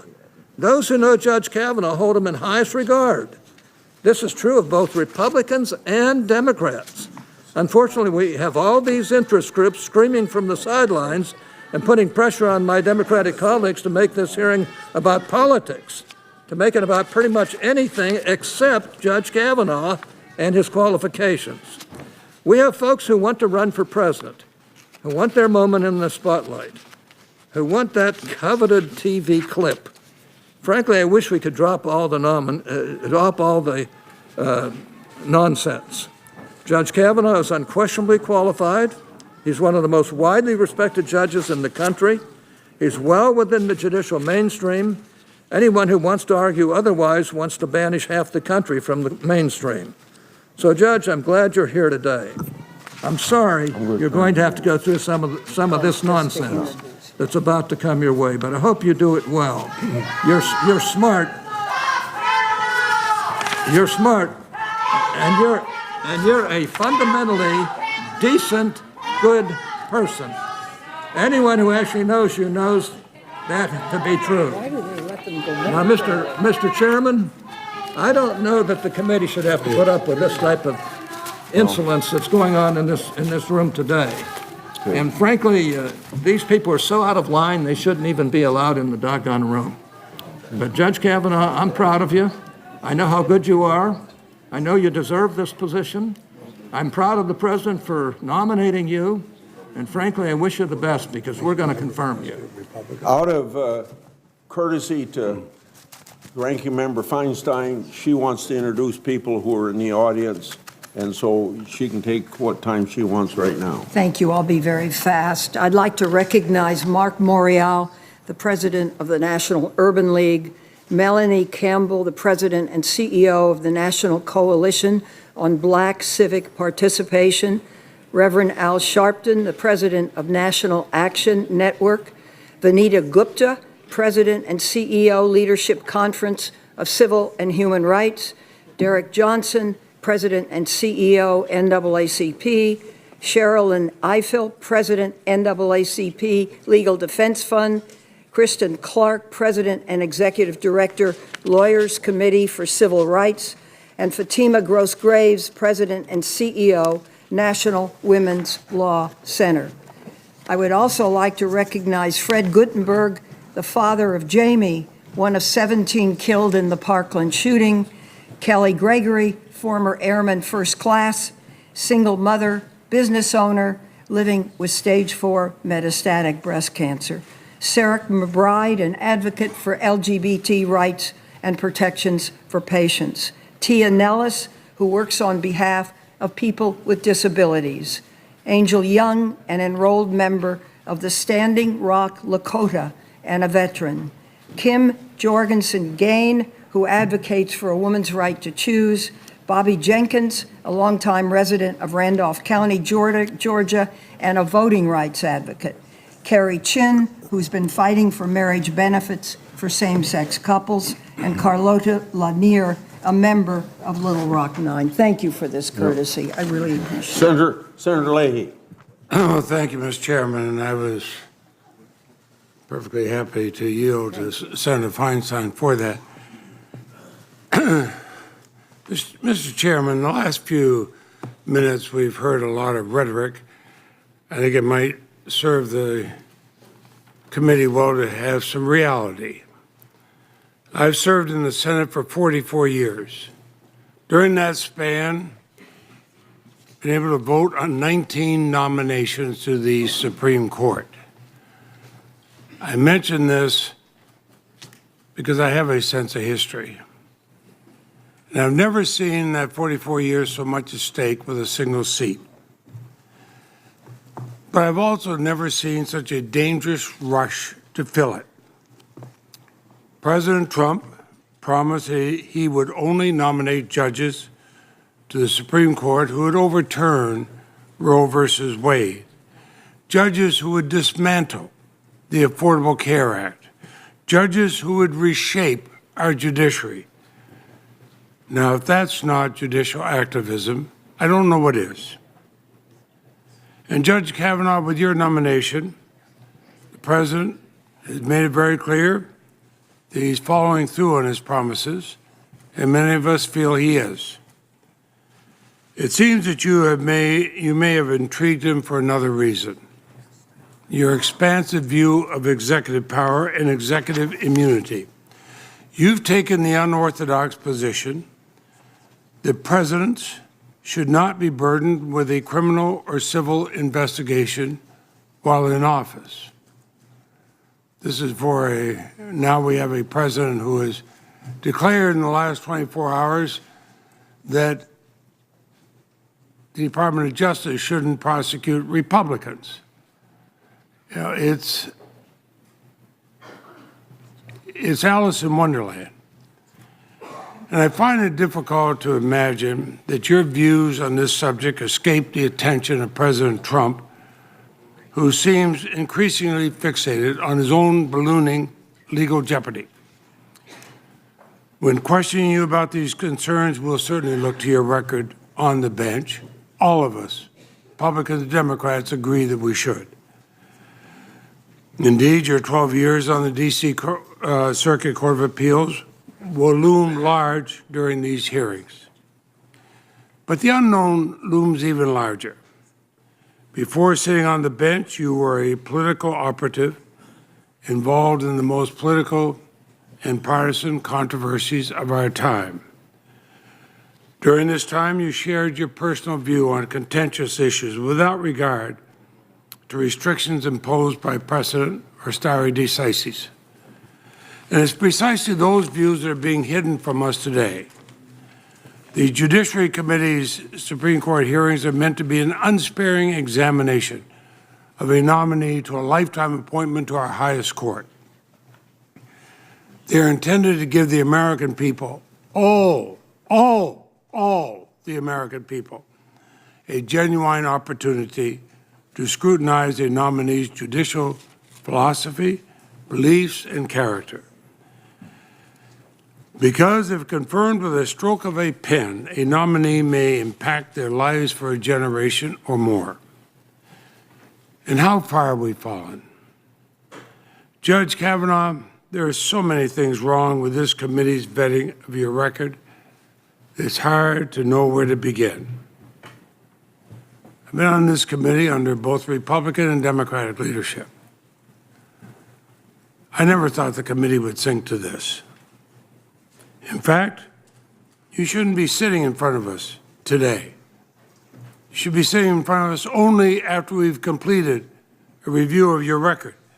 Your vetting is less than 10% complete. In critical ways, our committee is abandoning its tradition of exhaustively vetting Supreme Court nominees. First, inexplicably, our Republican friends refused to request records from your 3 years as White House staff secretary, even though you described those as the most formative for you as a judge, when you provide advice on any issue that may cross the president's desk. Now, we know those issues include abortion, same-sex marriage, and torture. But 6 weeks ago, Senate Republicans huddled in a private meeting with the White House counsel, who's here today, and hours later, the American people were told those records would be off limits. And second, a stark departure from committee precedent, certainly the committee precedent I've seen for 44 years. Chairman Grassley sent a partisan records request to the National Archives. Not only did it omit all 1 million records from your 3 years as staff secretary, it did not even request a privilege log. That means this committee is in the dark as to what specific documents are being withheld and why. We don't even know what is being hidden. Such a move is simply incompatible with transparency.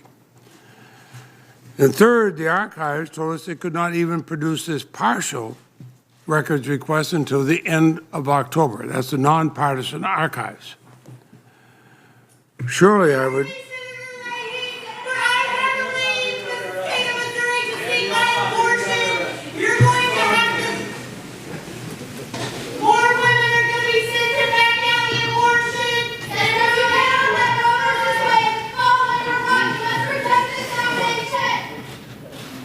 Mr. Chairman, I do not intend at any point to continue what I have to say with such interruptions. I don't care whose side they're on. Now, the archives have said they could not produce this partial records request till the end of October. Surely I would think that the United States Senate could wait until then, even if it means a Supreme Court with 8 justices for a short time. After all, Senate Republicans established a tradition of having just 8 judges, eight justices. They did that with their treatment of Chief Judge Merrick Garland.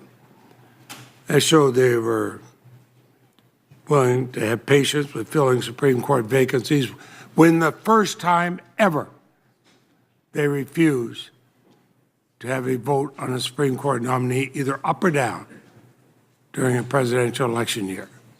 And I've been here when they have had, in the past, such votes. But Republicans instead cast aside the archives.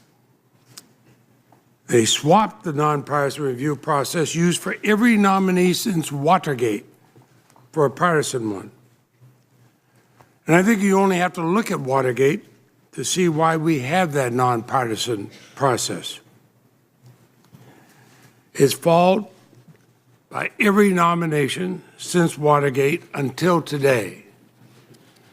And my question still recurs, what is being hidden and why? Every White House record that we've received was handpicked by your deputy in the Bush White House. A hyper-conflicted lawyer who also represents a half-dozen Trump administration officials who are under investigation by prosecutors in the Russian investigation. And this partisan lawyer decided which of your records the Senate, but more importantly, the American people get to see. And fourth, countless documents that have been provided to the committee contain apparent alterations and omissions with zero explanation. No court in this country, certainly no court that I ever argued cases before, would accept this as a legitimate document production. And the United States Senate shouldn't either. And fifth, more than 40% of the documents we have received, almost 190,000 pages, are considered committee confidential by Chairman Grassley. For the vast majority of them, there's not even a conceivable argument to restrict them. Compare this to the mere 860 documents that were designated committee confidential for Justice Kagan, and that the request was made by the nonpartisan archives, not by this committee. And we still had 99% of her records.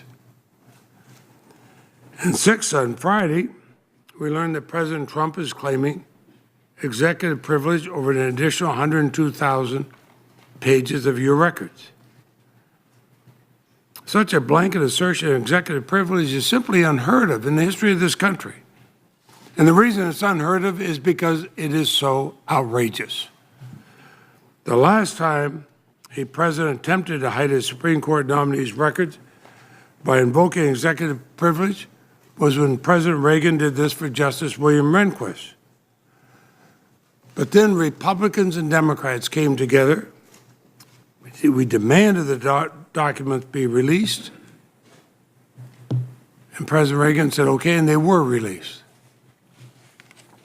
Boy, how times have changed. And seventh to date, we've received less than half of Chairman Grassley's partial records request, meaning we're moving forward even though we've received a fraction of the records. Even Republicans claimed they needed to vet your nomination just a few weeks ago. And then we received an additional 42,000 pages from your record a few hours ago. The notion that anyone here has properly reviewed them or even seen them at all is laughable. It's laughable. It doesn't pass the giggle test. That alone would be a reason to postpone during normal times. But nothing about this is normal. All told, only 4% of your White House record has been shared with the public. Only 7% has been made available to this committee. The rest remains hidden from scrutiny. Compare this to the 99% of Justice Kagan's White House record that was available to all Americans. As a result of the bipartisan process I ran within ranking member Jeff Sessions, when Senator Sessions and I requested them, and we got 99%. What is being hidden and why? And if I've not been clear, I will be so now. Today, the Senate is not simply phoning in our vetting obligation, we're discarding it. It's not only shameful, it's a sham. I felt on the day when I took my oath of office the first time, 44 years ago, I was told by both the Republican and Democratic leadership of the Senate, people I highly respected, the Senate should be and can be the conscience of the nation. I've represented Vermont here for 44 years. I've served with pride here, believing that the Senate can be and should be the conscience of the nation. Today, with this hearing, it is not being the conscience of the nation. And from the bits and pieces of your record we've received, it appears you provided misleading testimony about your involvement in controversial issues at the Bush White House during your previous confirmation hearings. Misleading testimony. I asked you about these concerns last month, and I want to alert you that I will return to those concerns when you are under oath and I'm asking you questions. What I fear is the American people will not know the full truth until your full record is public, and unfortunately, Republicans have done their best to ensure that won't happen. So we begin these hearings with gaping holes spanning multiple years of your career, that deeply influenced by your own words, your thinking as a judge. And any claim that this has been a thorough, transparent process is downright Orwellian. This is the most incomplete, most partisan, least transparent vetting for any Supreme Court nominee I have ever seen. And I've seen more of those than any person serving in the Senate today. So Judge Kavanaugh, this hearing is premature. I hope you will use it, though, to answer our questions directly, clearly, and honestly. Because the American people have real concerns about how your confirmation will affect their lives. And I'll conclude with this. The Supreme Court is a guarantor of our liberties in our republic. Few, I would argue, are worthy of taking a seat. Only those with unimpeachable integrity. Only those who believe that truth is more important than party. Only those who are committed to upholding the rights of all Americans, not just those in power. As you know, inscribed in Vermont marble, above the court's entrance are the words, equal justice under law. For the millions of Americans fearful that they're on the verge of losing hard-fought rights, that aspiration has never been more important than it is today. Frankly, as a member of the Supreme Court Bar and as a United States Senator, I feel it's never been more at risk. Thank you. Before I call on Senator Cornyn, how ridiculous it is to say that we don't have the records that it takes to determine this person qualified to be on the Supreme Court when all the documents we have add up to more than we have had for the last 5 Supreme Court nominees. How do we make those decisions for those other 5?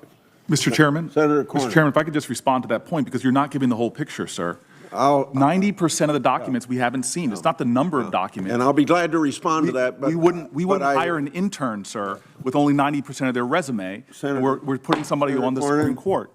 Senator Cornyn. Thank you, Mr. Chairman. Judge Kavanaugh, welcome to you and your family and friends. I'm amazed at the poker faces I've seen on the front row during all of this pandemonium, unlike anything I've seen before in a confirmation hearing. In my view, it's not because your opponents don't know enough about you. It's because they do know all they need to know, apparently, to oppose your nomination. And even before you've had a chance to answer our questions, including their questions, many of them have made up their minds, but the American people have not been introduced to you before. This is an opportunity for all of us to engage in a question and answer format that will hopefully illuminate why it is so important to have judges who actually are tethered to the text of the laws passed by Congress, signed by the President, as well as the Constitution of the United States. The Senate Judiciary Committee undertakes few more important tasks than the one before us today. Last year, the committee considered and advanced the nomination of Justice Neil Gorsuch, who was just one of many outstanding judicial nominees by President Trump. This Congress has proudly confirmed not just Judge Gorsuch, but 26 judges to the appellate courts across the nation. This includes 3 outstanding Texans to the Fifth Circuit Court of Appeals. Historically, the confirmation of judges to our highest courts was somewhat routine. Justice Gorsuch was unanimously confirmed by a simple voice vote to the Court of Appeals. Not one senator voted against Justice Kennedy, who both you and Justice Gorsuch clerked for, and who you will succeed on the court. Not one senator voted against Justice Scalia's confirmation, who you have called a role model and a hero. But that was before judges were viewed as policymakers rather than fair and neutral interpreters of the Constitution and the laws drafted by Congress. Today, as I suggested, is a wonderful opportunity to re-examine the proper role for judges under our Constitution and the difference between legislators and judges. As Justice Gorsuch wrote before he joined the Supreme Court, upholding and enforcing this distinction between legislators and judges was the great project of the late Justice Scalia's career. Justice Scalia would always remind us that legislators may appeal to their own moral convictions and to claims about social utility, but judges instead should strive to apply the law as it is, looking to the text, structure, and history, not to decide cases based on their own moral convictions or the policy consequences. So this hearing is an outstanding way to remind the American people of the proper role of judges under our Constitution. Our Constitution provides for a federal government of limited and delegated powers with a Bill of Rights to further protect our individual liberties. To that end, the framers created 3 co-equal branches, as you know: the legislature to enact laws, the executive to enforce them, and the judicial branch to settle disputes about the meaning of those laws and the Constitution. Of course, the legislature could change the laws, but only an amendment can change the Constitution. For this reason, Alexander Hamilton wrote in the Federalist Papers. Mr. Chairman, could I pause there until the room is cleared? Yeah. Thank you. For this reason, Alexander Hamilton wrote in the Federalist Papers that the judiciary will always be the least dangerous branch because, as he famously wrote, judges would have neither force nor will, but merely judgment. Today, the Judiciary Committee is gathered to consider whether Judge Kavanaugh will honor that limited role for judges under our Constitution and whether he will properly exercise the modest and humble power of judgment entrusted to him under our Constitution. I'm confident the Senate will find that Judge Kavanaugh will faithfully and fairly interpret the Constitution and the laws of this great nation, and I look forward to him succeeding Justice Kennedy. One reason for that is because I've been acquainted with Judge Kavanaugh for about 18 years, and I can personally attest to his skills as a lawyer. When I was Attorney General of Texas, as the judge will recall, he helped me get ready for a Supreme Court argument.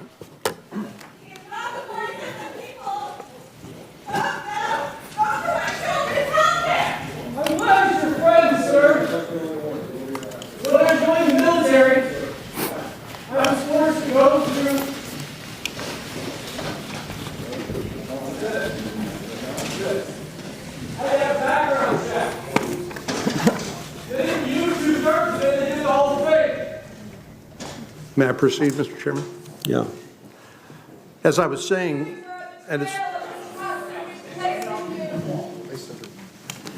when I was Attorney General of Texas, I had a chance to argue a couple of cases in front of the United States Supreme Court. One case Judge Kavanaugh helped me prepare for was one involving the question of school prayer at a high school football game at the Santa Fe Independent School District High School.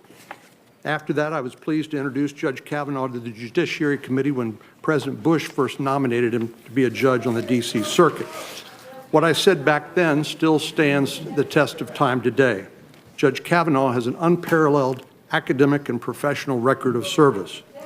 Many will cite his education, his clerkships, his time arguing cases before the court, his experience working for the executive branch.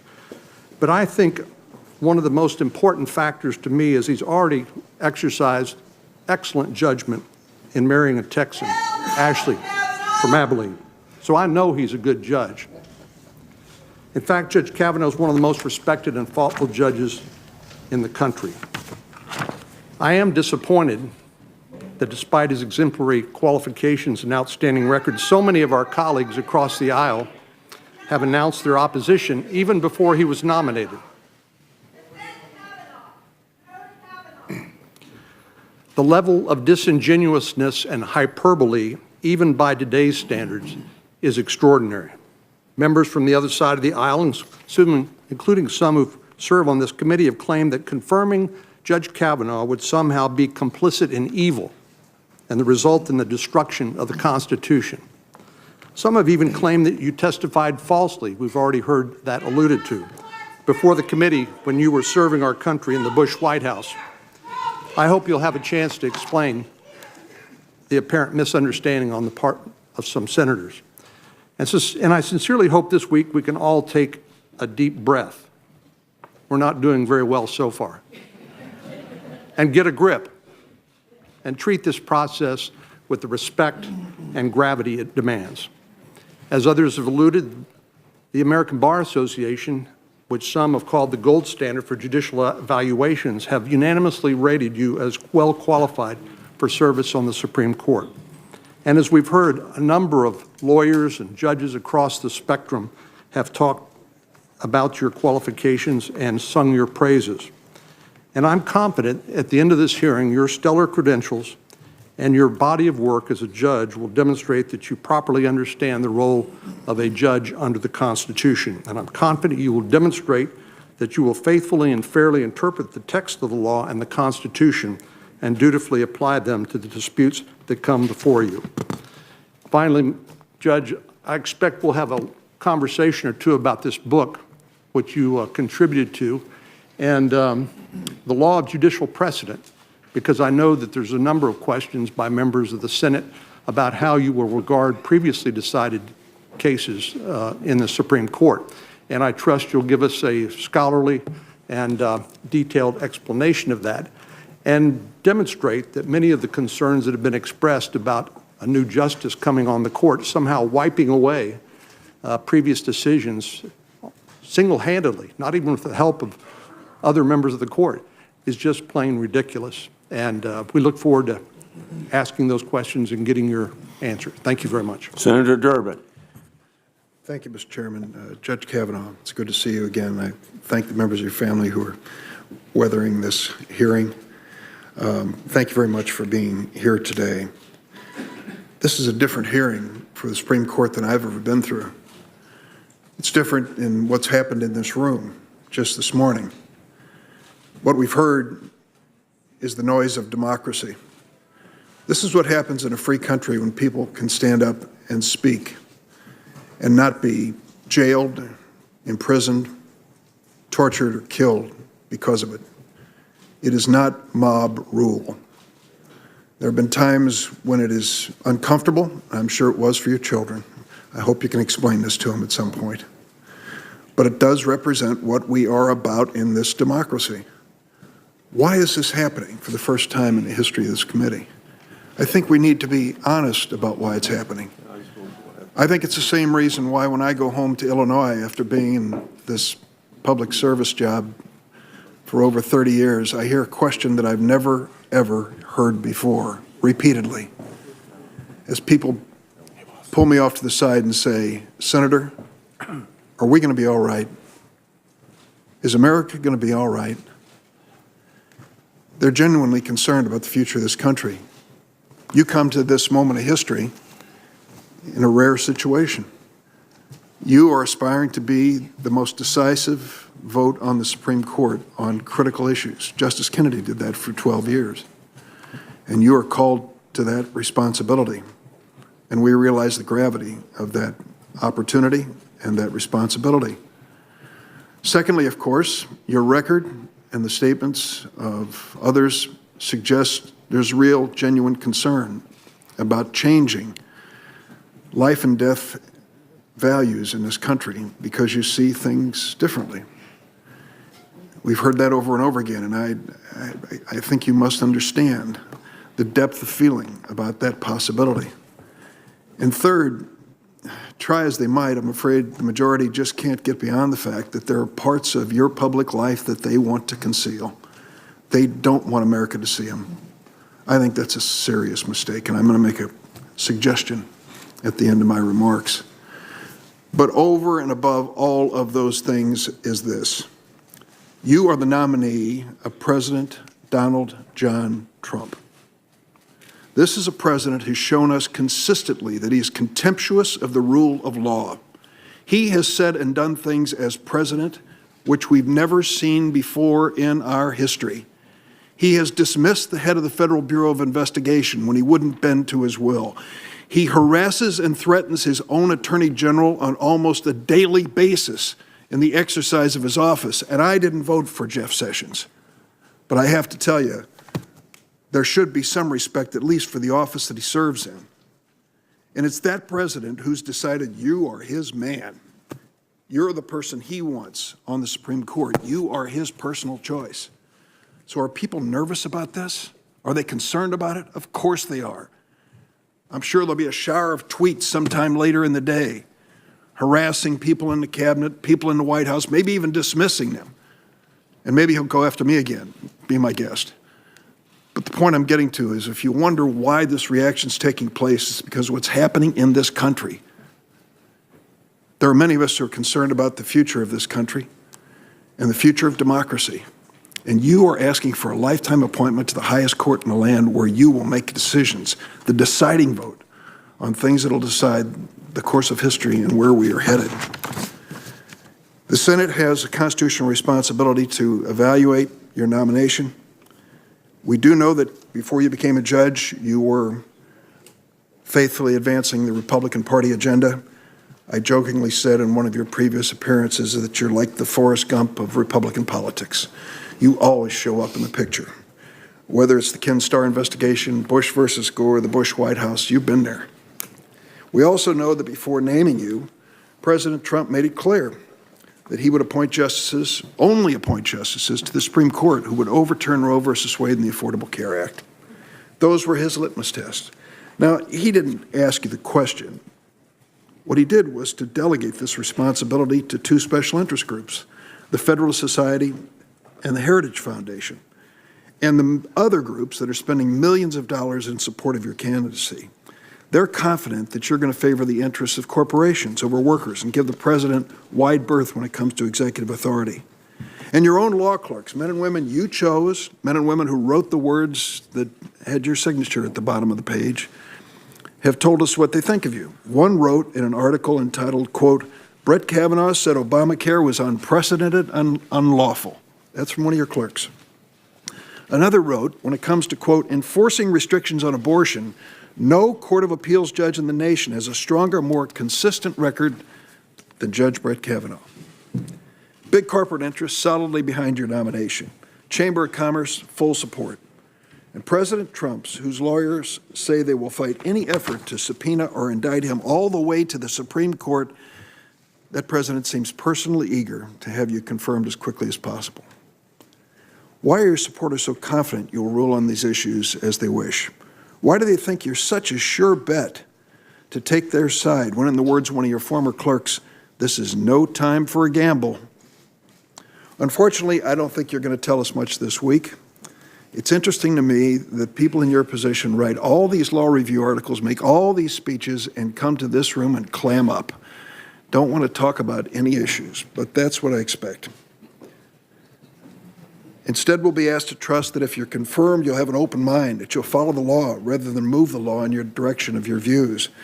I'd like to trust you, but I agree with President Ronald Reagan. Trust, but verify. I wanted to trust you the last time you testified before this committee in 2006, but after you were confirmed to the D.C. Circuit, reports surfaced that contradicted your sworn testimony before this committee. You said to me unambiguously, under oath, the following: I was not involved and am not involved in the questions about the rules governing detention of combatants. But later, just a week or so ago, you acknowledged in my office that you were involved. For 12 years, you could have apologized and corrected this record, but you never did. Instead, you and your supporters have argued we should ignore that simple declarative sentence which you spoke and somehow conclude your words mean something far different. You are a committed textualist, Judge Kavanaugh. If you're going to hold others accountable for their words, you should be held accountable for your own words. So after my personal experience, I start these hearings with a question about your credibility as a witness. I know from my history with you that things you said need to be carefully verified. And that brings us to a major problem. I won't retread the ground about all the documents that are being withheld, but I'll show you a little calendar here that's interesting. There's a 35-month black hole in your White House career where we've been denied access to any and all documents. 35 months in the White House. And I asked you in my office, during that period of time, President Bush was considering same-sex marriage, an amendment to ban it, abortion, executive power, detainees, torture, Supreme Court nominees, warrantless wiretapping. One of these issues bears special mention as we mourn the passing of John McCain. In 2004, 2005, I joined John McCain when he led the effort to pass an amendment affirming that torture and cruel and inhuman and degrading treatment would be illegal in America. As a survivor of unspeakable torture, John McCain spoke with powerful moral authority about American values during the time of war. You were in the Bush White House when that McCain amendment passed. The Bush administration did everything in its power to stop John McCain's torture amendment. Then after we passed it 90-9, a veto-proof margin, President Bush issued a signing statement asserting his right to ignore the law that John McCain had just passed in Congress. When we met in my office, you acknowledged that you worked on that signing statement. Yet we've been denied any documents disclosing your role or your advice to President Bush. I asked you if you wrote, edited, or approved documents about these and other issues while you were staff secretary. Time and again, you said, I can't rule it out. Judge Kavanaugh, America needs to see those documents. We cannot carefully review, advise, and decide whether to consent to your nomination without clarity on the record. The period of time when you worked in the Republican White House led to a change in position on an issue which we have to address directly. Your views on executive power and accountability have changed dramatically. When you worked for Special Counsel Ken Starr in the late 1990s, you called him, quote, an American hero for investigating President Bill Clinton. And you personally urged Starr to be aggressive, confrontational, and even graphic in his questions. We've seen your memo on that one. But a few years later, after working in the Republican White House, you totally reversed your position and argued that presidents should be above the law and granted a free pass from criminal investigation while in office.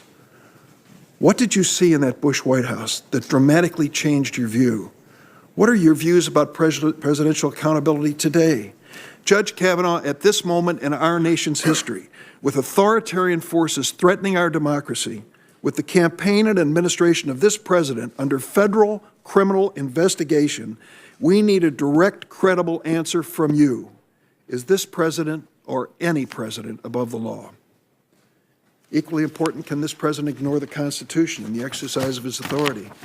You dissented in the Seven Sky case when the D.C. Circuit upheld the Affordable Care Act's constitutionality. You criticized the law, a law which this president has said many times he wants to ignore and abolish.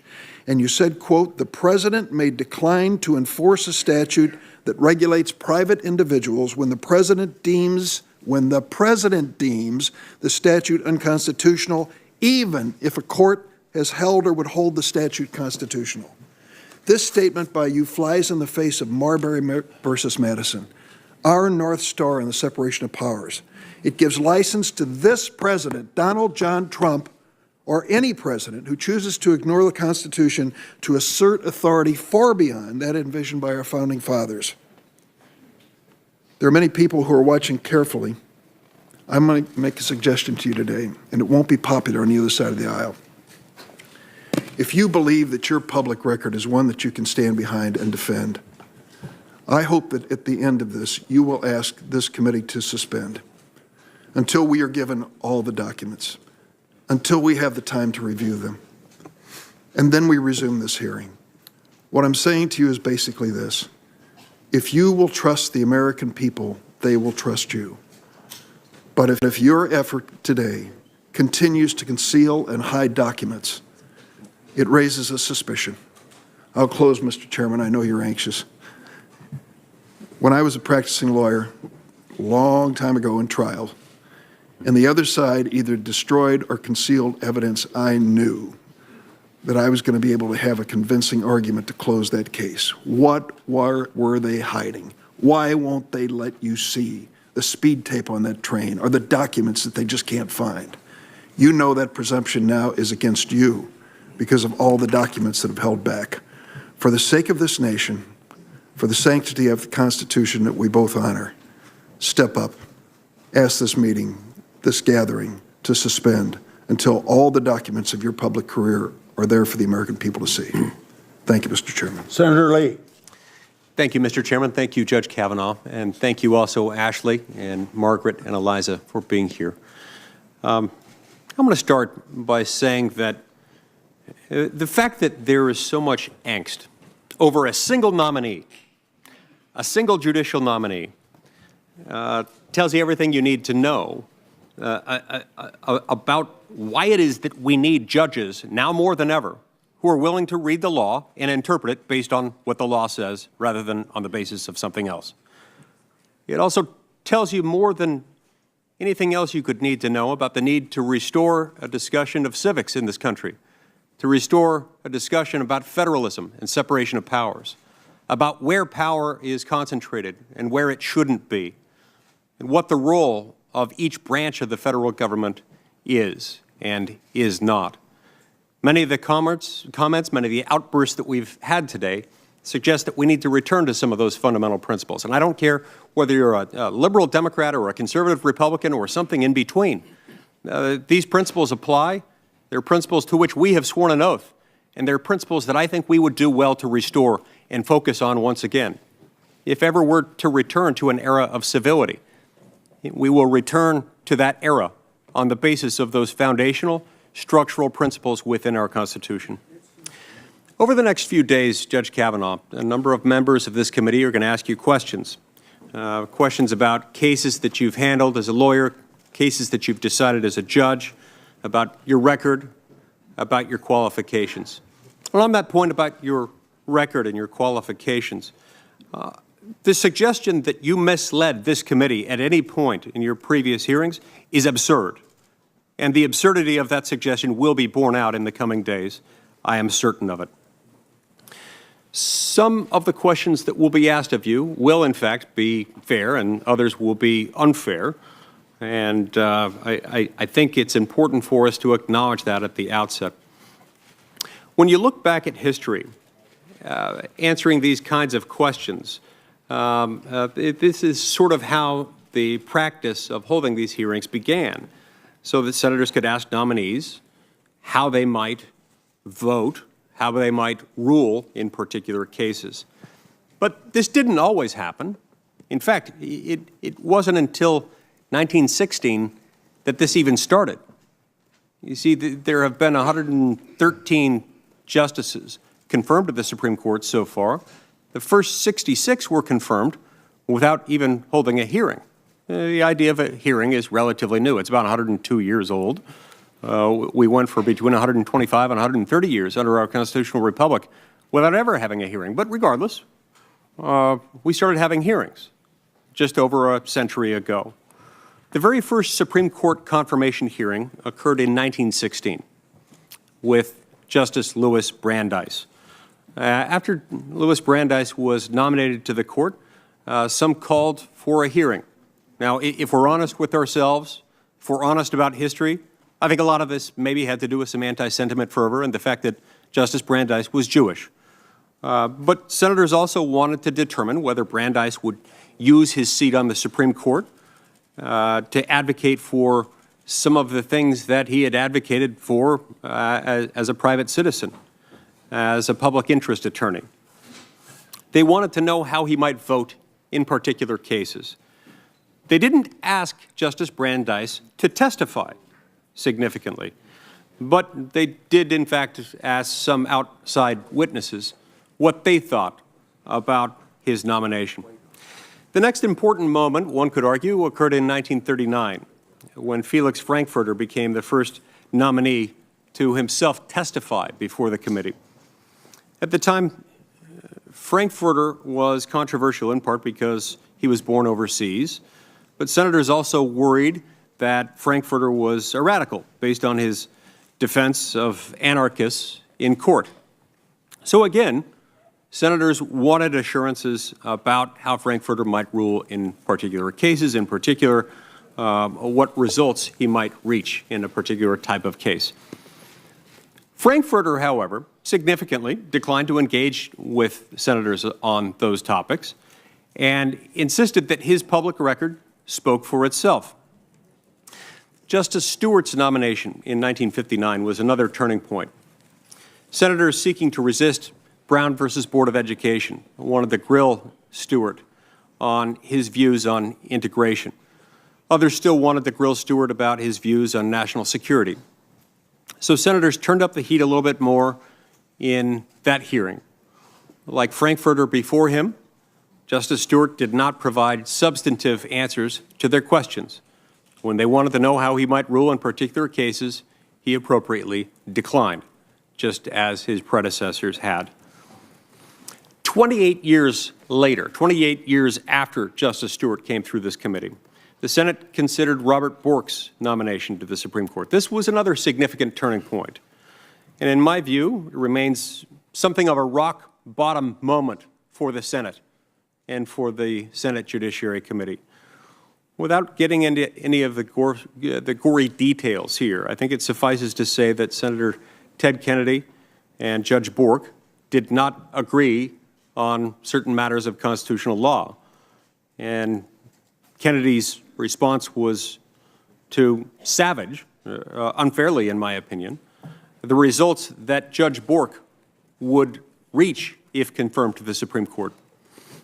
The history shows that over the better part of a century, the Judiciary Committee has gradually created something of a new norm, a norm in which members demand that nominees speak about specific cases in return for favorable treatment from the committee as the jurists are going through this process. Now, nominees, for the most part, have gracefully resisted trading confirmation in exchange for promises about how they might vote in particular cases brought before them. To give two famous examples, Justice Scalia refused to say whether Marbury versus Madison was settled law on the ground that it could come before him. And sure enough, last term in Ortiz versus United States, the Supreme Court considered a case implicating the scope of Marbury. Likewise, Justice Ruth Bader Ginsburg created the so-called Ginsburg standard.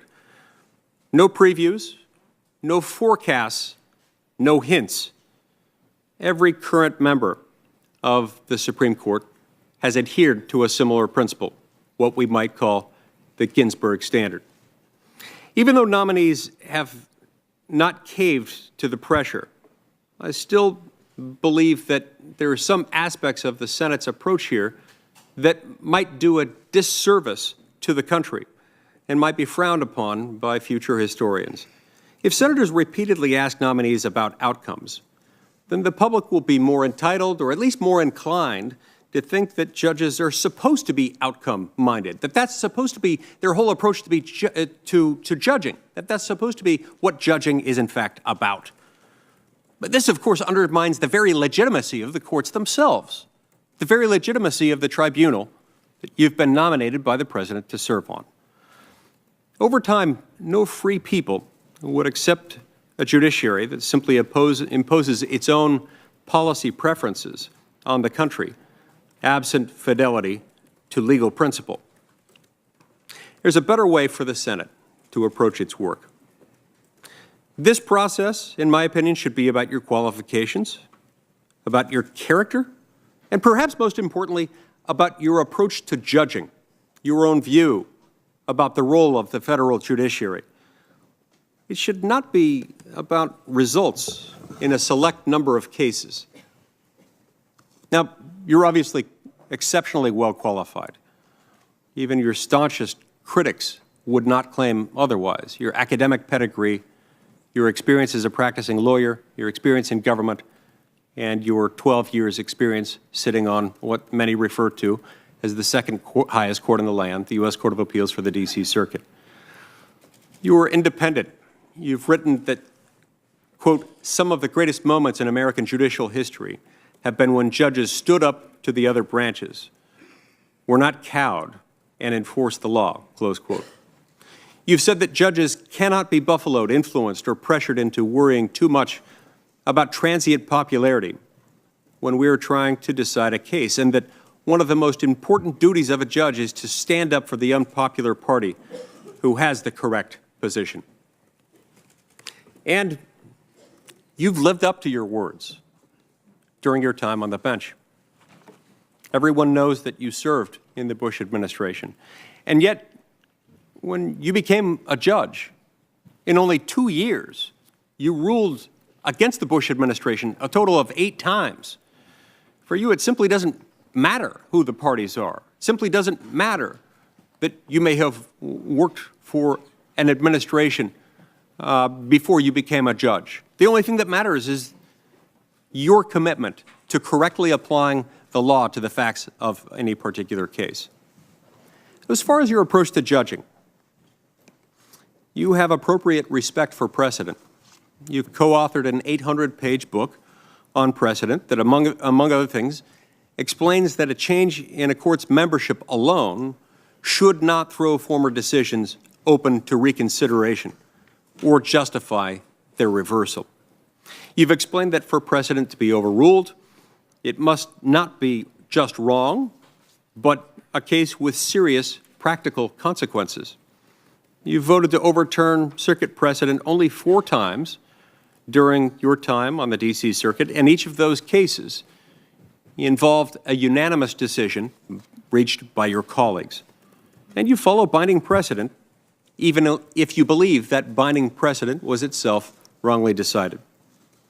You decide cases based on legal merits, not based on the identity of the parties, and certainly not based on any political beliefs that you may harbor. We've already heard that your nomination will somehow be bad for women, for the environment, for labor unions, for civil rights, for a whole host of other things that Americans hold near and dear. I have a laundry list of cases in which you've ruled for people in each of those groups. But there's a more fundamental point here that I think needs to be made. The judiciary's decisions are legitimate only to the extent that they're based on sound legal principle and reasoning. And ruling for a preferred party is not itself a sound legal principle. It's quite to the contrary.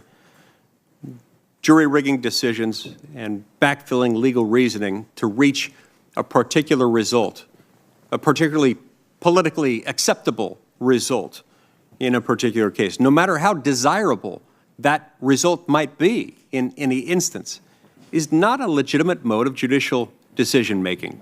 And no free people purporting to have an independent judiciary should ever be willing to settle for that. So my plea to my colleagues today is that we ask Judge Kavanaugh hard questions.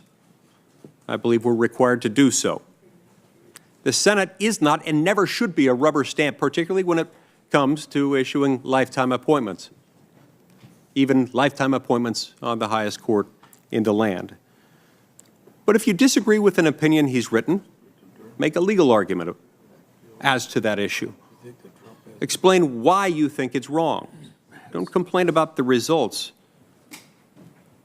as if the result itself is proof that he's wrong when you separate out the result from the legal analysis, from the facts and how they interact with the law in that particular case. And don't ask him to make promises about outcomes in particular cases. If it's unacceptable for the president to impose a litmus test, it is surely unacceptable for the United States Senate to do so. Judge Kavanaugh, I look forward to your testimony, and I'm grateful to you and your willingness to serve our country and to be considered for this important role. Senator Whitehouse. Thank you, Mr. Chairman. When is pattern evidence of bias? In court, pattern is evidence of bias all the time, evidence on which juries and trial judges rely to show discriminatory intent, to show a common scheme, to show bias. When does a pattern prove bias? I wish this were an idle question. It's relevant to the pattern of the Roberts Court when its Republican majority goes off on partisan excursions through the civil law. That is, when all 5 Republican appointees, the Roberts 5 we can call them, go raiding off together and no Democratic appointee joins them. Does this happen often? The Roberts 5 has gone on almost 80 of these partisan excursions since Roberts became chief. That's a lot of times. And there's a feature to these 80 cases. They almost all implicate interests important to the big funders and influencers of the Republican Party. When the Republican justices go off on these 5 justice partisan excursions, there's a big Republican corporate or partisan interest involved 92% of the time. The tiny handful of these cases that don't implicate an interest of the big Republican influencers is so flukishly few that we can set them aside. Let's look at the 73 cases that all implicate a major Republican Party interest. Again, 73 is a lot of cases at the Supreme Court. Is there a pattern to these 73 cases? Oh, yes, there is. Every time a big Republican corporate or partisan interest is involved, the big Republican interest wins. Every time. Let me repeat. In 73 partisan decisions where there's a big Republican interest at stake, the big Republican interest wins. Every damned time.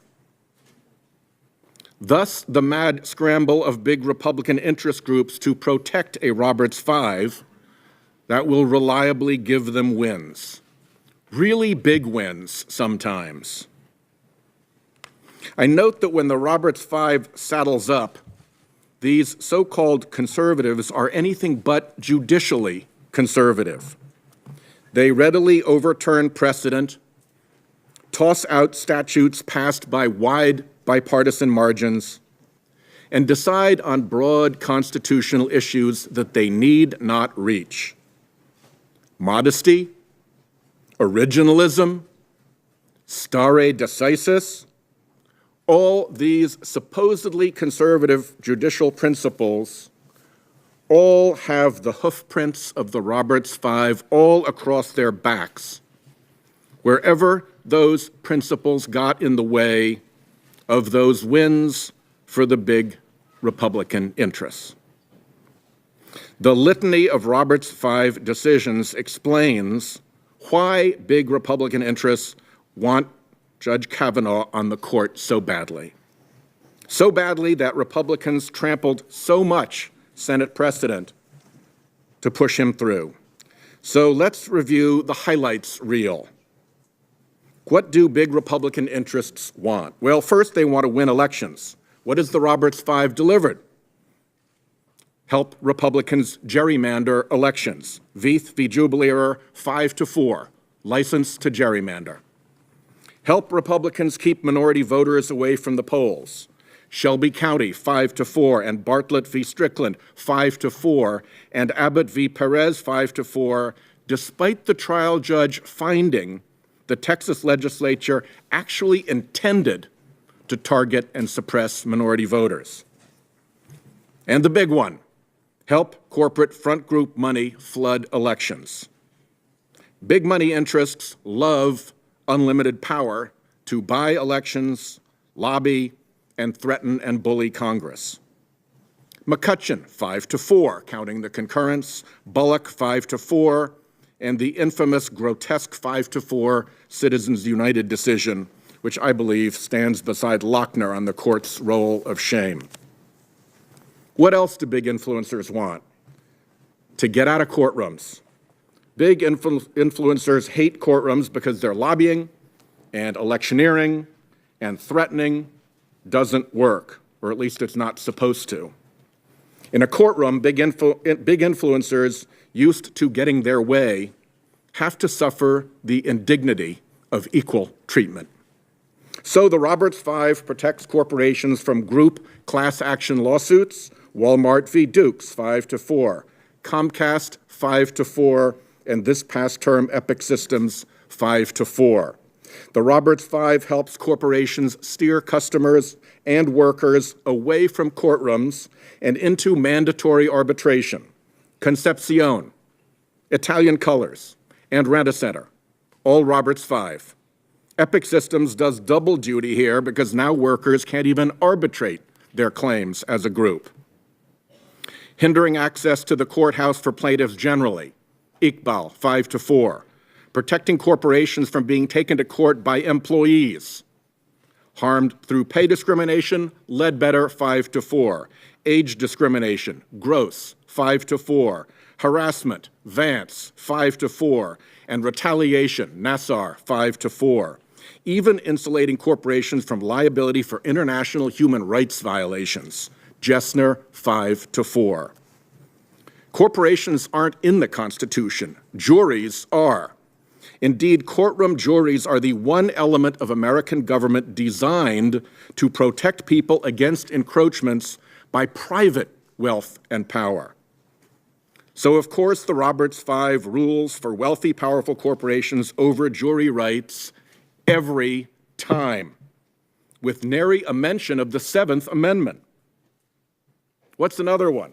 Oh, yeah, a classic, helping big business bust unions.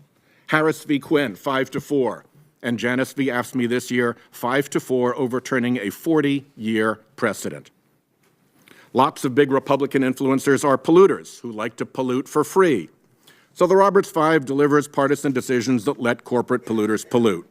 To pick a few, Rapanos, weakening wetland protections, 5-4. National Association of Home Builders, weakening protections for endangered species, 5-4. Michigan v. EPA, helping air polluters, 5-4. And in the face of emerging climate havoc, there's the procedurally aberrant 5-4 partisan decision to stop the EPA Clean Power Plan. Pattern. Then come Roberts 5 bonus decisions advancing a far-right social agenda. Gonzalez v. Carhart, upholding restrictive abortion laws. Hobby Lobby, granting corporations religious rights over the health care rights of their employees. NIFLA, letting states deny women truthful information about their reproductive choices. All 5-4, all Republican. Add Heller and McDonald, which reanimated for the gun industry a theory a former Chief Justice once called a fraud. Both decisions 5-4. This year, Trump v. Hawaii, 5-4, rubber stamping the Muslim travel ban. And in case Wall Street was feeling left out, helping insulate investment bankers from fraud claims, Janus Capital, 5-4. Pattern. No wonder the American people feel the game is rigged. Here's how the game works. Big business and partisan groups fund the Federalist Society, which picked Gorsuch and now you. As the White House counsel admitted, they insourced the Federalist Society for this selection.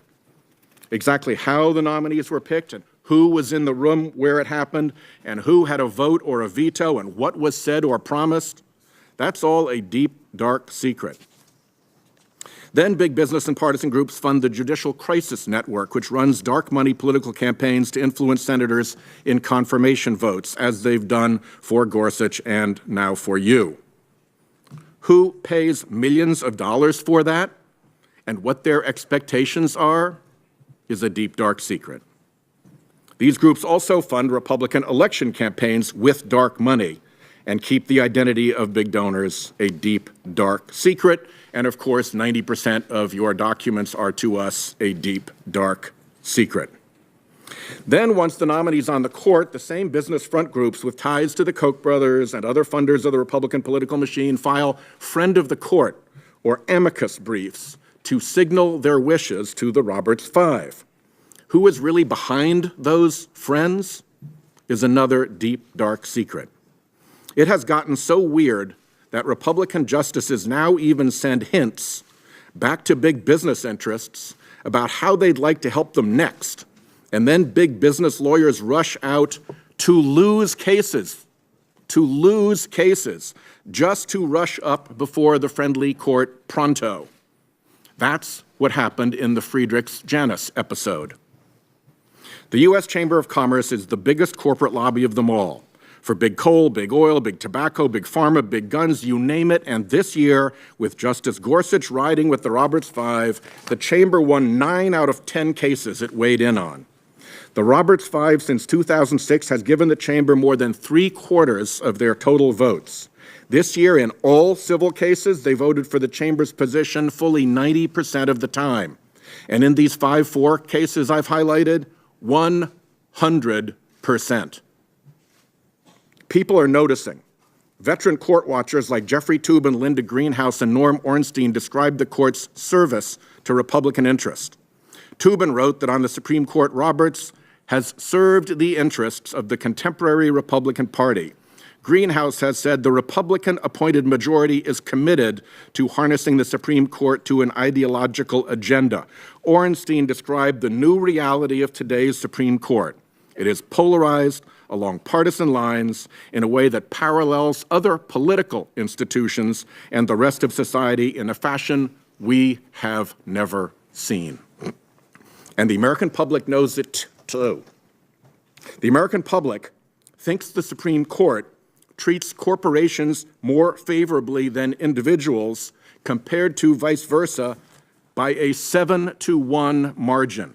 49% of Americans think corporations get special treatment there. Now let's look at where you fit in. A Republican political operative your whole career who's never tried a case. You made your political bones helping the salacious prosecution of President Clinton and leaking prosecution information to the press. As an operative in the second Bush White House, you cultivated relationships with political insiders like nomination guru Leonard Leo, the Federalist Society architect of your court nominations. On the D.C. Circuit, you gave more than 50 speeches to the Federalist Society. That looks like auditioning. On the D.C. Circuit, you showed your readiness to join the Roberts Five with big political wins for Republican and corporate interests, unleashing special interest money into elections, protecting corporations from liability, helping polluters pollute, striking down common sense gun regulations, keeping injured plaintiffs out of court against corporations, and perhaps most important for the current occupant of the Oval Office, expounding a nearly limitless vision of presidential immunity from the law. Your alignment with right-wing groups who came before you as friends of the court, 91%. When big business trade associations weighed in, 76%. This, to me, is what corporate capture of the courts looks like.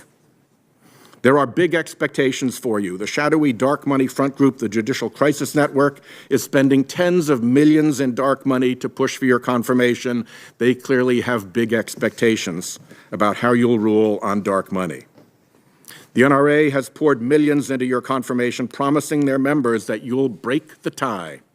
They clearly have big expectations on how you'll vote on guns. White House counsel Don McGahn admitted, there is a coherent plan here where actually the judicial selection and the deregulatory effort are really the flip side of the same coin. Big polluters clearly have big expectations for you on their deregulatory effort. Finally, you come before us nominated by a president named in open court as directing criminal activity and a subject of ongoing criminal investigation. You displayed expansive views on executive immunity from the law. If you are in that seat, sir, because the White House has big expectations that you will protect the president from the due process of law, that should give every senator pause. Tomorrow we'll hear a lot of confirmation etiquette. It's mostly a sham. You know the game. In the Bush White House, you coached judicial nominees to just tell senators that they have a commitment to follow Supreme Court precedent, that they will adhere to statutory text, that they have no ideological agenda, end quote. Fairy tales. At his hearing, Justice Roberts infamously said he'd just call balls and strikes. But this pattern, 73-0 of the Roberts Five, qualifies him to have NASCAR-style corporate badges on his robes. Alito said in his hearing what a strong principle stare decisis was, an important limitation on the court. Then he told the Federalist Society, stare decisis means to leave things decided when it suits our purposes. Gorsuch delivered the key fifth vote in the precedent-busting and union-busting Janus decision. He, too, had pledged in his hearing to follow the law of judicial precedent. assured us he was not a philosopher king and promised to give equal concern to every person, poor or rich, mighty or meek. How'd that turn out? Great for the rich and mighty. Gorsuch is the single most corporate-friendly justice on a court already full of them, ruling for big business interests in over 70% of cases and in every single case where his vote was determinative. The president early on assured evangelicals his Supreme Court picks would attack Roe v. Wade. Despite confirmation etiquette assurances about precedent, your own words make clear you don't really believe Roe versus Wade is settled law, since the court, as you said, can always overrule its precedent. Mr. Chairman, we've seen this movie before. We know how it ends. The sad fact is that there is no consequence for telling the committee fairy tales about stare decisis and then riding off with the Roberts Five, trampling across whatever precedent gets in the way of letting those big Republican interests keep winning 5-4 partisan decisions. 73-0, Mr. Kavanaugh, every damned time. Thank you, Mr. Chairman. Senator Cruz. Chairman, I have some documents to support this. May I ask unanimous consent they be entered into the record? They without objection, Thank so you. entered. Thank you, Mr. Chairman. Judge Kavanaugh, welcome. Welcome to your family, to your friends, demonstrating your good judgment. Your wife was born and raised in West Texas, and you and she have been friends of Heidi and mine for 20 years. Thank you for your decades of public service. And I'm sorry that your daughters had to endure the political circus of this morning. That is, alas, the world that is Washington in 2018. I want to discuss what this hearing is about and what it's not about. First, this hearing is not about the qualifications of the nominee. Judge Kavanaugh is, by any objective measure, unquestionably qualified for the Supreme Court. Everyone agrees he's one of the most respected federal judges in the country. He has impeccable academic credentials, even if you did go to Yale. And you served over a decade on the U.S. Court of Appeals for the D.C. Circuit, often referred to as the second highest court in the land. So our Democratic colleagues are not trying to make the argument that Judge Kavanaugh is not qualified. Indeed, I haven't heard anyone even attempt to make that argument. Second, this hearing is not about his judicial record. Judge Kavanaugh has over 300 published opinions, which altogether amount to over 10,000 pages issued in his role as a federal appellate judge. Everyone agrees a judge's record is by far the most important indicium of what kind of justice that nominee will be. And tellingly, we've heard very little today from Democratic senators about the actual substance of Judge Kavanaugh's judicial record. Third, it's important to understand today is also not about documents. We've heard a lot of arguments this morning about documents. There's an old saying for trial lawyers: if you have the facts, pound the facts. If you have the law, pound the law. If you have neither, pound the table. We're seeing a lot of table pounding this morning. The Democrats are focused on procedural issues because they don't have substantive points strong enough to derail this nomination. They don't have substantive criticism with Judge Kavanaugh's actual judicial record, so they're trying to divert everyone with procedural issues. But let's talk about the documents for a moment. The claims that the Democrats are putting forward on documents don't withstand any serious scrutiny. Judge Kavanaugh has produced 511,948 pages of documents. That includes more than 17,000 pages in direct response to this committee's written questionnaire, which is the most comprehensive response ever submitted to this committee. The more than 500,000 pages of documents turned into this committee is more than the number of pages we've received for the last 5 Supreme Court nominees combined. Listen to that fact again. The over 500,000 documents turned over to this committee is more than the last 5 nominees submitted to this committee combined. So what's all the fuss over the documents that are not turned over? Most of those concern Judge Kavanaugh's 3 years as the staff secretary for President George W. Bush. Now, many people don't know what a staff secretary does, but that's the position in charge of all of the paper that comes into and out of the Oval Office.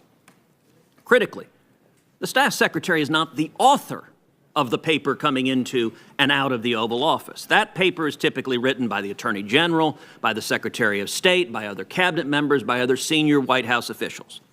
The staff secretary is simply the funnel for collecting their views and then for transferring the paper back and forth. In other words, those documents written by other people say nothing, zero, about Judge Kavanaugh's views, and they say nothing, zero, about what kind of justice Judge Kavanaugh would make. But they are, by necessity, the most sensitive and confidential documents in a White House. They are the documents that are going to the president. This is the advice and deliberations of the president at the senior level, and the staff secretary is the conduit for those documents. So why is it that the Democrats are putting so much energy in saying, hand over all of those documents?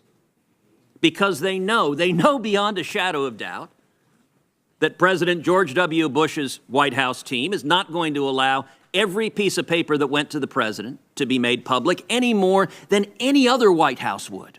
Republican or Democrat, no White House would allow every piece of paper that went to and from the president to be made public. Indeed, there are rules and laws and procedures for when and how presidential papers become public. And the reason the Democrats are fighting so loudly on this issue is they're making a demand they know is impossible to meet, and by the way, is utterly irrelevant to what actually Judge Kavanaugh thinks, believes, or has said. It would open up all sorts of fishing expeditions to attack, relitigate George W. Bush's record as president and what various cabinet members and senior advisors might or might not have said. But it is, at the end of the day, simply an attempt to distract and delay. And indeed, the multiple motions we've seen from Democrats, delay this confirmation, that reveals the whole joke. Their objective is delay. So what is this fight about? If it's not about documents, if it's not about Judge Kavanaugh's credentials, if it's not about his judicial record, what is this fight about? I believe this fight is nothing more and nothing less than an attempt by our Democratic colleagues to relitigate the 2016 presidential election. 2016 was a hard-fought election all around. And it was the first presidential election in 60 years where Americans went to the polls with a vacant seat on the Supreme Court, one that the next president would fill. Americans knew who had been in that seat, the late Justice Antonin Scalia, one of the greatest jurists ever to sit on the U.S. Supreme Court. And it was the first time since President Dwight D. Eisenhower's re-election campaign that a Supreme Court seat was directly on the ballot. Both candidates knew the importance of the vacant Supreme Court seat, and it was a major issue of contention in the presidential election. Donald Trump and Hillary Clinton were both clear about what kind of justices and judges they would appoint. During all three presidential debates, both candidates were asked what qualities were most important to them when selecting a Supreme Court justice. Secretary Clinton's answer was clear. She wanted a Supreme Court justice who would be a liberal progressive, willing to rewrite the U.S. Constitution, willing to impose liberal policy agendas that she could not get through the democratic process, that the Congress of the United States would not adopt, but that she hoped 5 unelected lawyers would force on the American people. That's what Hillary Clinton promised for her judicial nominees. Then candidate Donald Trump gave a very different answer. He said he was looking to appoint judges in the mold of Justice Scalia. He said he wanted to appoint judges who would interpret the Constitution based on its original public meaning, who would interpret the statutes according to the text, and who would uphold the rule of law and treat parties fairly, regardless of who they are or where they come from. Then candidate Donald Trump also did something that no presidential candidate has done before. He published a list of nominees that he would choose from when filling Justice Scalia's seat, providing unprecedented transparency to the American people. All of this was laid before the American people as they went to the polls on November 8th, 2016. And the American people made a choice that night. Now, my Democratic colleagues are not happy with the choice the American people made. But as President Obama famously said, elections have consequences. Because the American people had the chance to vote, a national referendum on the direction of the Supreme Court. I've said a number of times that Justice Gorsuch's nomination and Judge Kavanaugh's nomination have almost a super legitimacy in that they were ratified, they were decided by the American people in a direct vote in 2016. And so the Democratic obstruction today is all about trying to reverse that election. They're unhappy with the choice the American people want. And there's a reason that the American people want strong constitutionalists on the U.S. Supreme Court. Most Americans, and I know the overwhelming majority of Texans, want judges who will follow the law and will not impose their policy preferences on the rest of us, and who will be faithful to the Constitution and the Bill of Rights. Justices who will uphold fundamental liberties like free speech, like religious liberty, like the Second Amendment. That's what this election was about. And if you look at each of these, let's take free speech.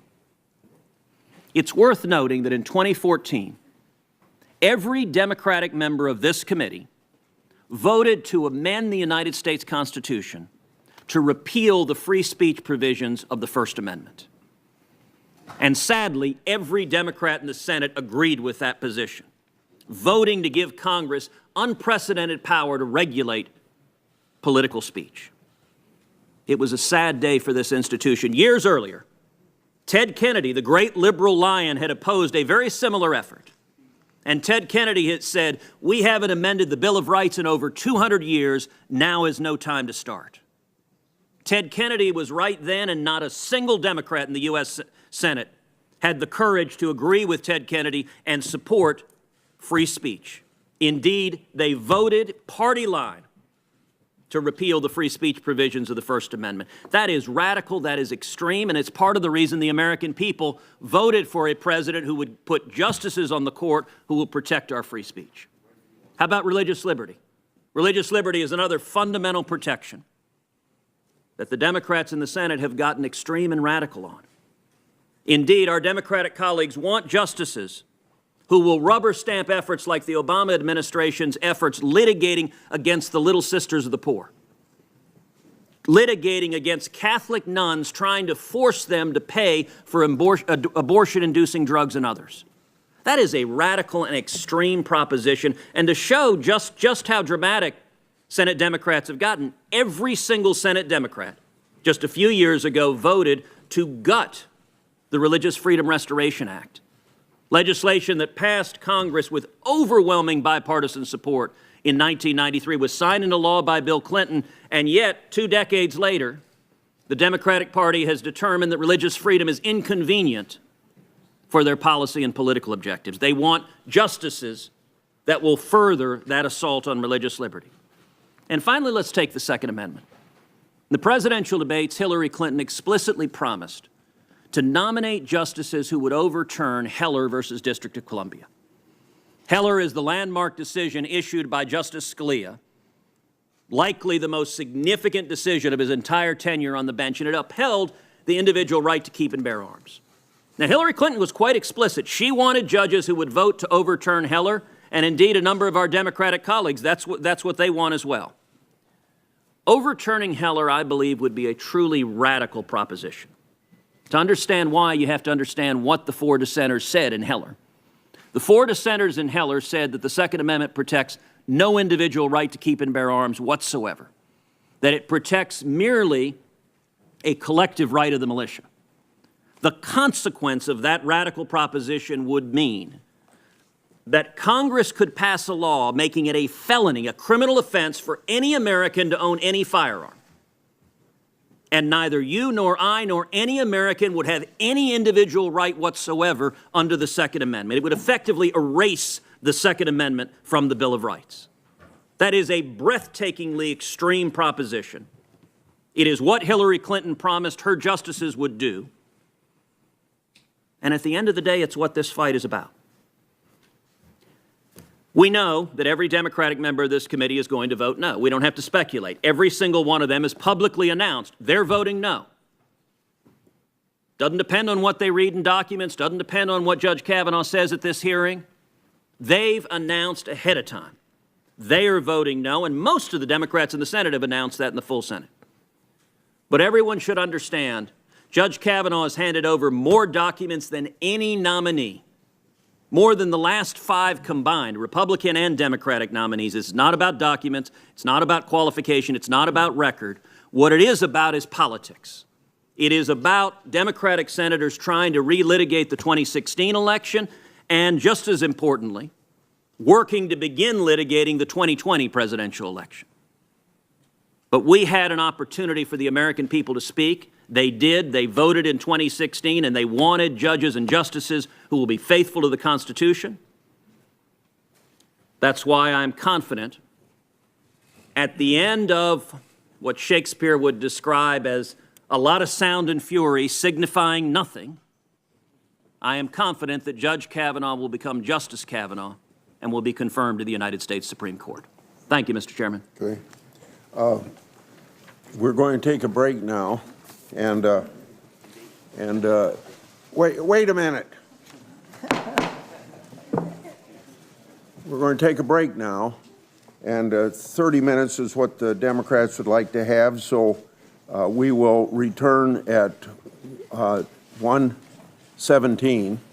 And Gorsuch returned about 10 minutes later than that, so be on time, please. Not Gorsuch. You said Gorsuch. Yeah. Well.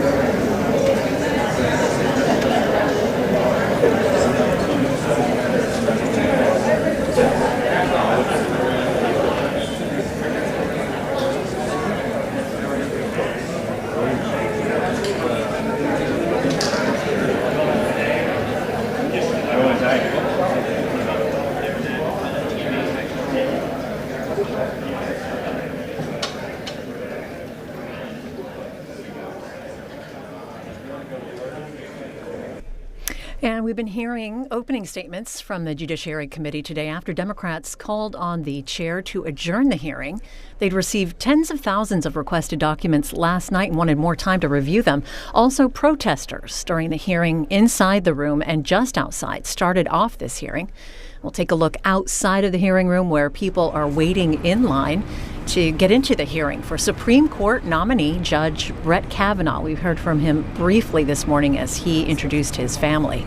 Today, statements are expected to continue, as well as introductions of the judge by Ohio Senator Rob Portman and former Secretary of State Condoleezza Rice. The questioning of Judge Kavanaugh is expected to begin tomorrow and continue through Thursday. We'll also be hearing his opening statement later this afternoon. And be the first.